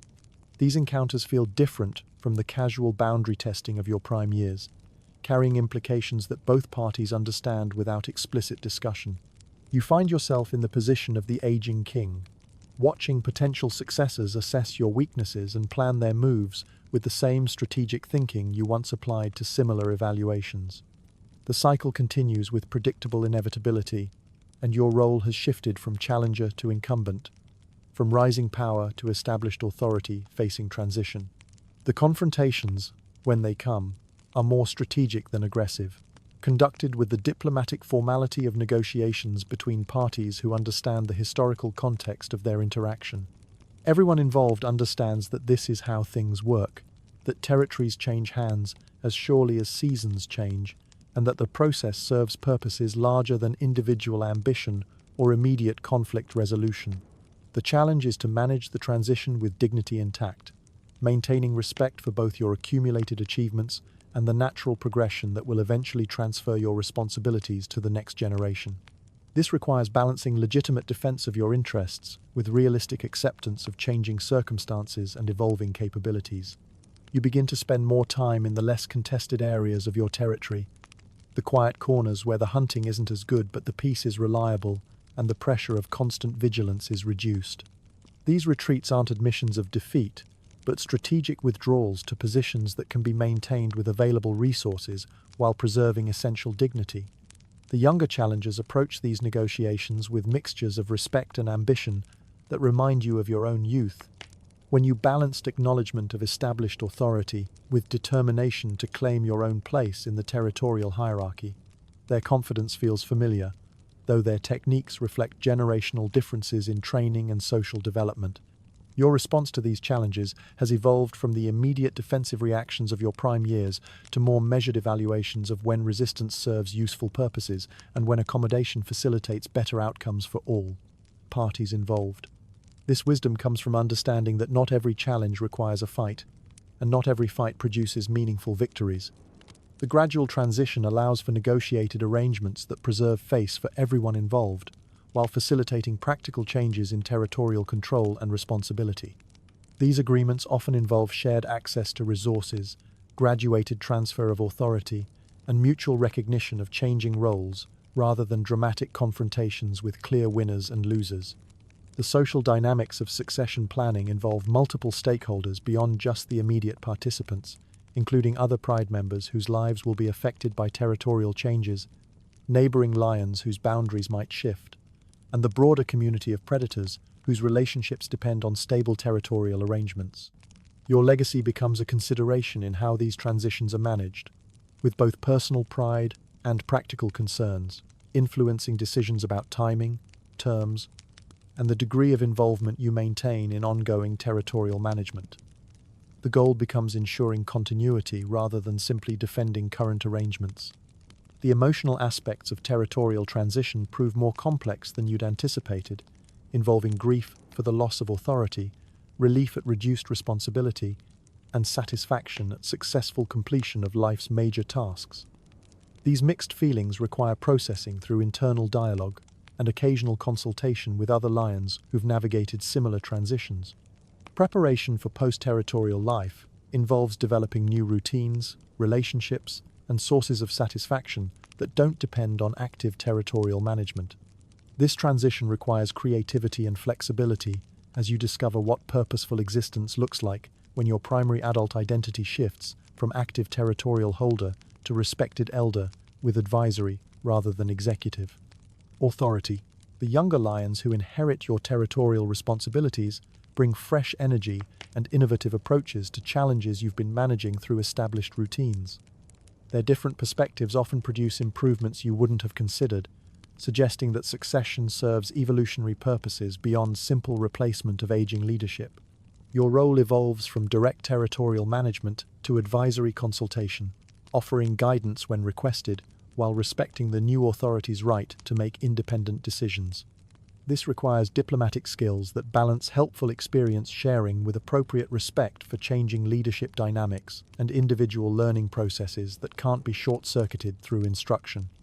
The end comes not with drama, but with the gradual recognition that you're tired, not the tired that comes from a hard day's hunting, the satisfying exhaustion of effort rewarded with success, or even the frustrated fatigue of failed attempts and missed opportunities. This is the bone-deep tired that suggests it might be time to rest, the kind of weariness that sleep doesn't cure because it's not really about needing sleep. It's the tired that comes from having done enough, from having lived through all the seasons multiple times, from having experienced the full range of what lion life has to offer. You've been young and foolish, middle-aged and competent, old and wise. You've felt the desperate hunger of lean times and the satisfied fullness of abundance. You've known the terror of serious threats and the quiet confidence of established dominance. The catalogue feels complete. You find yourself drawn to the same outcropping where you used to survey your territory in your prime, the elevated perch that provided the best strategic overview of your domain and the most comfortable spot for morning contemplation. Your legs remember the path, even though the climb requires more effort now, each step deliberate and measured rather than automatic and fluid. The view hasn't changed. The same endless grassland stretching to the horizon, the same scattered acacia trees casting their familiar shadows, the same distant mountains shimmering in the heat like a mirage that never quite resolves into clarity. This landscape has been the backdrop for your entire adult life, as constant as breathing and as reliable as sunrise. The savannah continues its ancient rhythms with the indifferent persistence of natural law. Prey animals graze according to patterns established long before your birth and destined to continue long after your departure. Predators hunt following strategies refined over countless generations. The sun rises and sets with the same indifferent punctuality it's maintained for millennia, marking time with astronomical precision that makes individual lifespans feel like brief intervals between tick marks on an cosmic clock. Your presence or absence won't change any of that, which is both humbling and oddly comforting.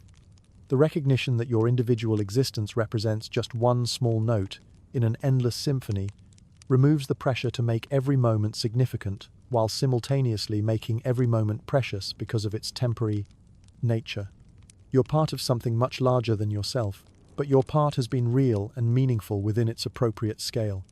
You settle into your favorite spot, the one with the best view and the most comfortable arrangement of rocks, worn smooth by years of use, and perfectly shaped to accommodate your particular preferences for support and positioning. The stone holds the day's warmth, radiating heat that soothes joints that have carried you through decades of Savannah life. The sun is setting, painting the sky in shades of gold and pink that would be breathtaking if you weren't so tired. Though even through the fatigue you can appreciate the beauty with the calm satisfaction of someone who's seen thousands of sunsets and finally has time to really notice one. The colors shift and deepen as the sun approaches the horizon, creating a light show that never gets old, even when you're too weary to fully engage with its drama. A young male appears at the edge of your territory, testing boundaries with the cautious boldness of someone conducting reconnaissance on potentially dangerous ground. He moves with the awkward confidence of someone who's not entirely sure what he's doing but is determined to do it anyway, probably following advice from more experienced lions while adding his own interpretation to instructions he only partially understands. He reminds you of someone, though you can't quite place who. The swagger, combined with uncertainty, the way he pauses to scent mark objects with exaggerated deliberation, the careful attention to appearing nonchalant while obviously being hyper-aware of his surroundings. The resemblance nags at you for a moment before you realize he reminds you of yourself, decades ago, when you were conducting similar territorial investigations with similar mixtures of bravado and nervousness. You watch him with the detached interest of someone who's no longer particularly invested in the outcome of territorial politics. He'll figure it out or he won't. He'll learn to read the subtle signs that indicate serious ownership versus casual claims, develop strategies for evaluating defensibility versus desirability, and eventually establish his own territory through some combination of skill, luck, and persistence. The Savannah will continue either way, accommodating his success or failure with equal indifference. The young lion approaches closer, apparently emboldened by your lack of immediate reaction, though he maintains enough distance to suggest he's not completely reckless.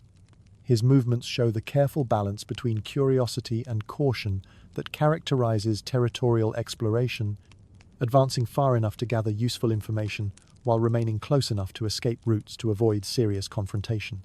You could roar, assert your ownership, send him away with the authority that your established presence should command. The thought crosses your mind as a possibility rather than an imperative. Instead, you remain still, watching his investigation with the mild interest of someone observing a nature documentary about their own life. His eventual claim to this territory feels inevitable and somehow appropriate, part of the natural succession that you've watched from multiple perspectives. The stars begin to appear, those same constellations that have guided countless generations of lions across this landscape, appearing one by one as the sky darkens from gold to deep blue to black. You've never paid much attention to them before, too focused on immediate concerns like hunting, territory management, and the daily challenges of survival.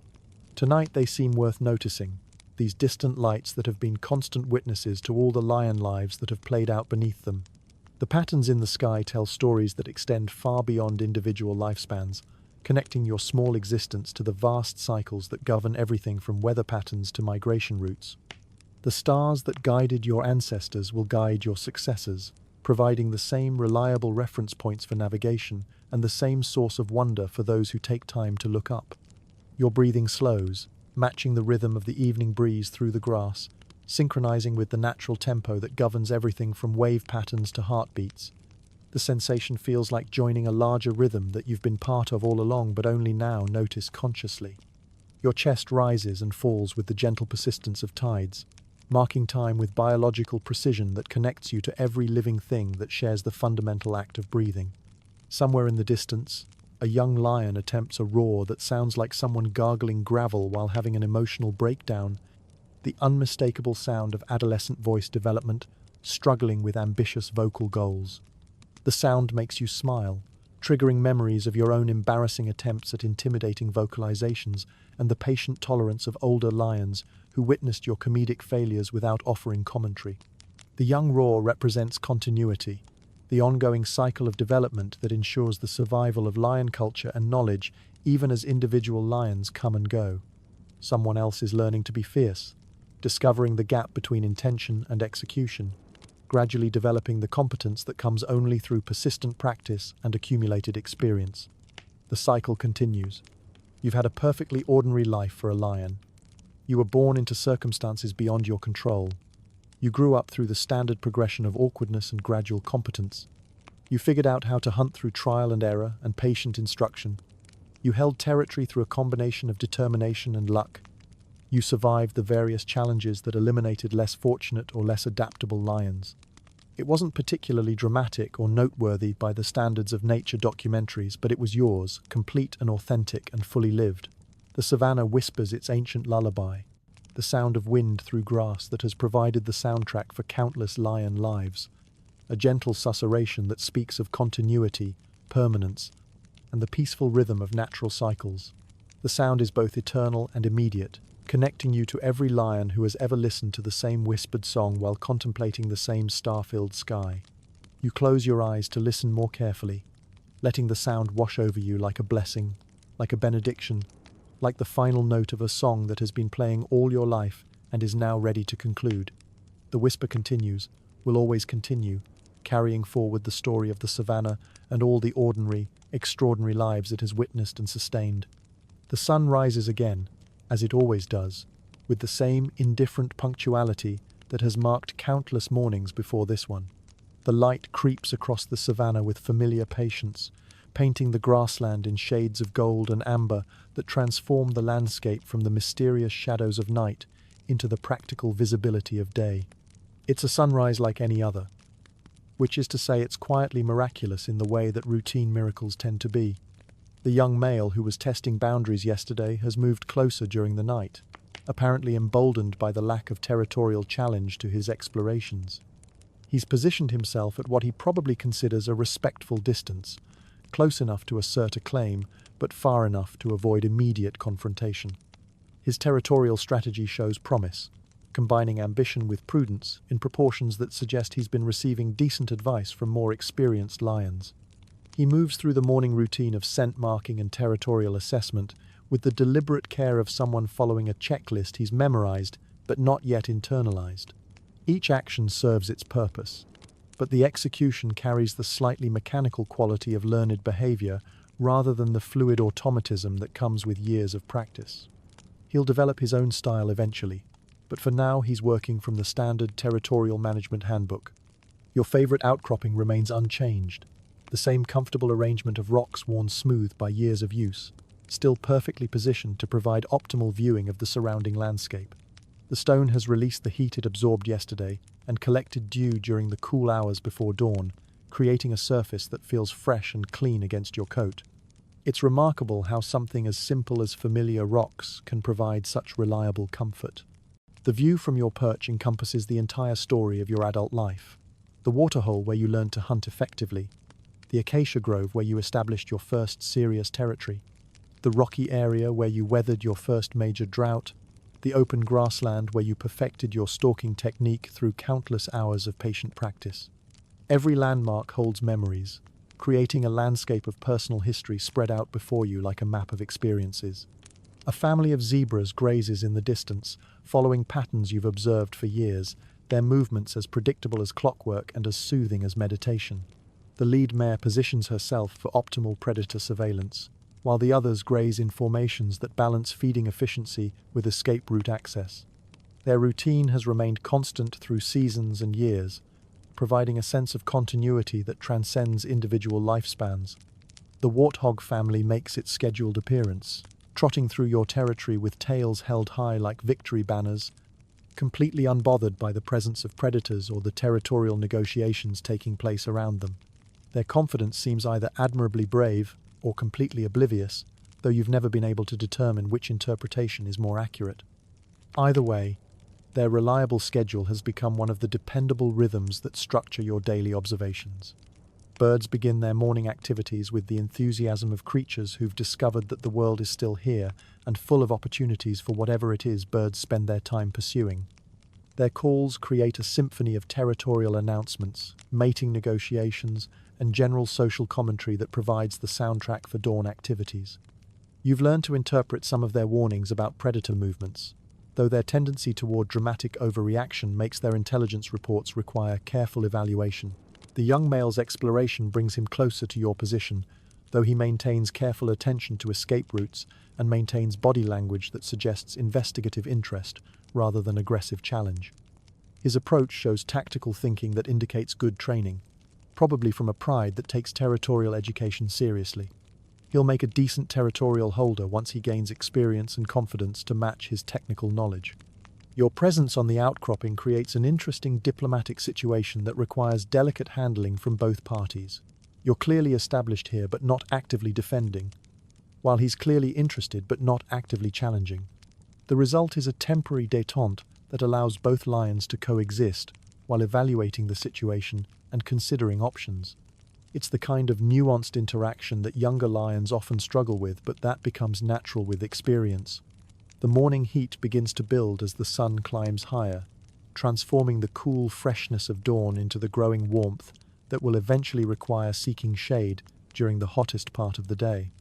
This daily temperature cycle has provided the rhythm for your entire adult life, dictating activity patterns and rest periods with the reliability of a natural clock that never needs winding. Prey animals adjust their behavior as the temperature rises, moving from open grazing areas toward locations that offer better shade options for the midday rest period that heat makes necessary. Their movements follow patterns you could predict with meteorological accuracy, based on years of observation and the kind of intimate knowledge that comes from sharing the same environment through countless seasonal cycles. The young lion's investigation includes careful attention to scent markers, water sources, and strategic positions that suggest he's conducting a thorough territorial assessment rather than just casual exploration. His systematic approach indicates training that emphasizes preparation and analysis, qualities that will serve him well in territorial management, assuming he can combine them with the decisiveness necessary for effective leadership. A light breeze carries scents that tell the morning story.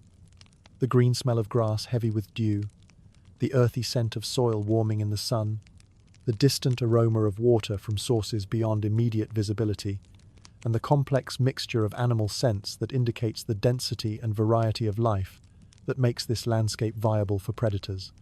Reading these scent messages has become as automatic as breathing, providing information that supplements visual observation. The philosophical acceptance that has characterized your recent months settles over this morning like a comfortable blanket, allowing you to observe the territorial transition taking place around you with the detached interest of someone watching a nature documentary about their own life. The outcome feels predetermined by natural law rather than personal choice, which removes anxiety about results while maintaining interest in process. Time moves differently now, less like a resource to be managed and more like a river to be navigated, flowing at its own pace, regardless of individual preferences or urgent needs. The pressure to accomplish specific goals within particular timeframes has been replaced by appreciation for the natural rhythm of events unfolding according to their own logic rather than imposed schedules. Your breathing continues to synchronize with the morning breeze, creating a sense of harmony with the larger rhythms that govern everything from grass growth to seasonal migrations. This connection feels both new and ancient, as if you finally learned to hear music that was playing all along but required particular conditions of stillness and attention to become audible. The young male settles into a position that suggests he's planning to stay for a while, probably observing territorial boundaries and assessing the challenges involved in eventual ownership transfer. His patience indicates maturity that goes beyond his physical development, suggesting that someone has taught him that territorial acquisition requires strategic thinking rather than just aggressive confidence.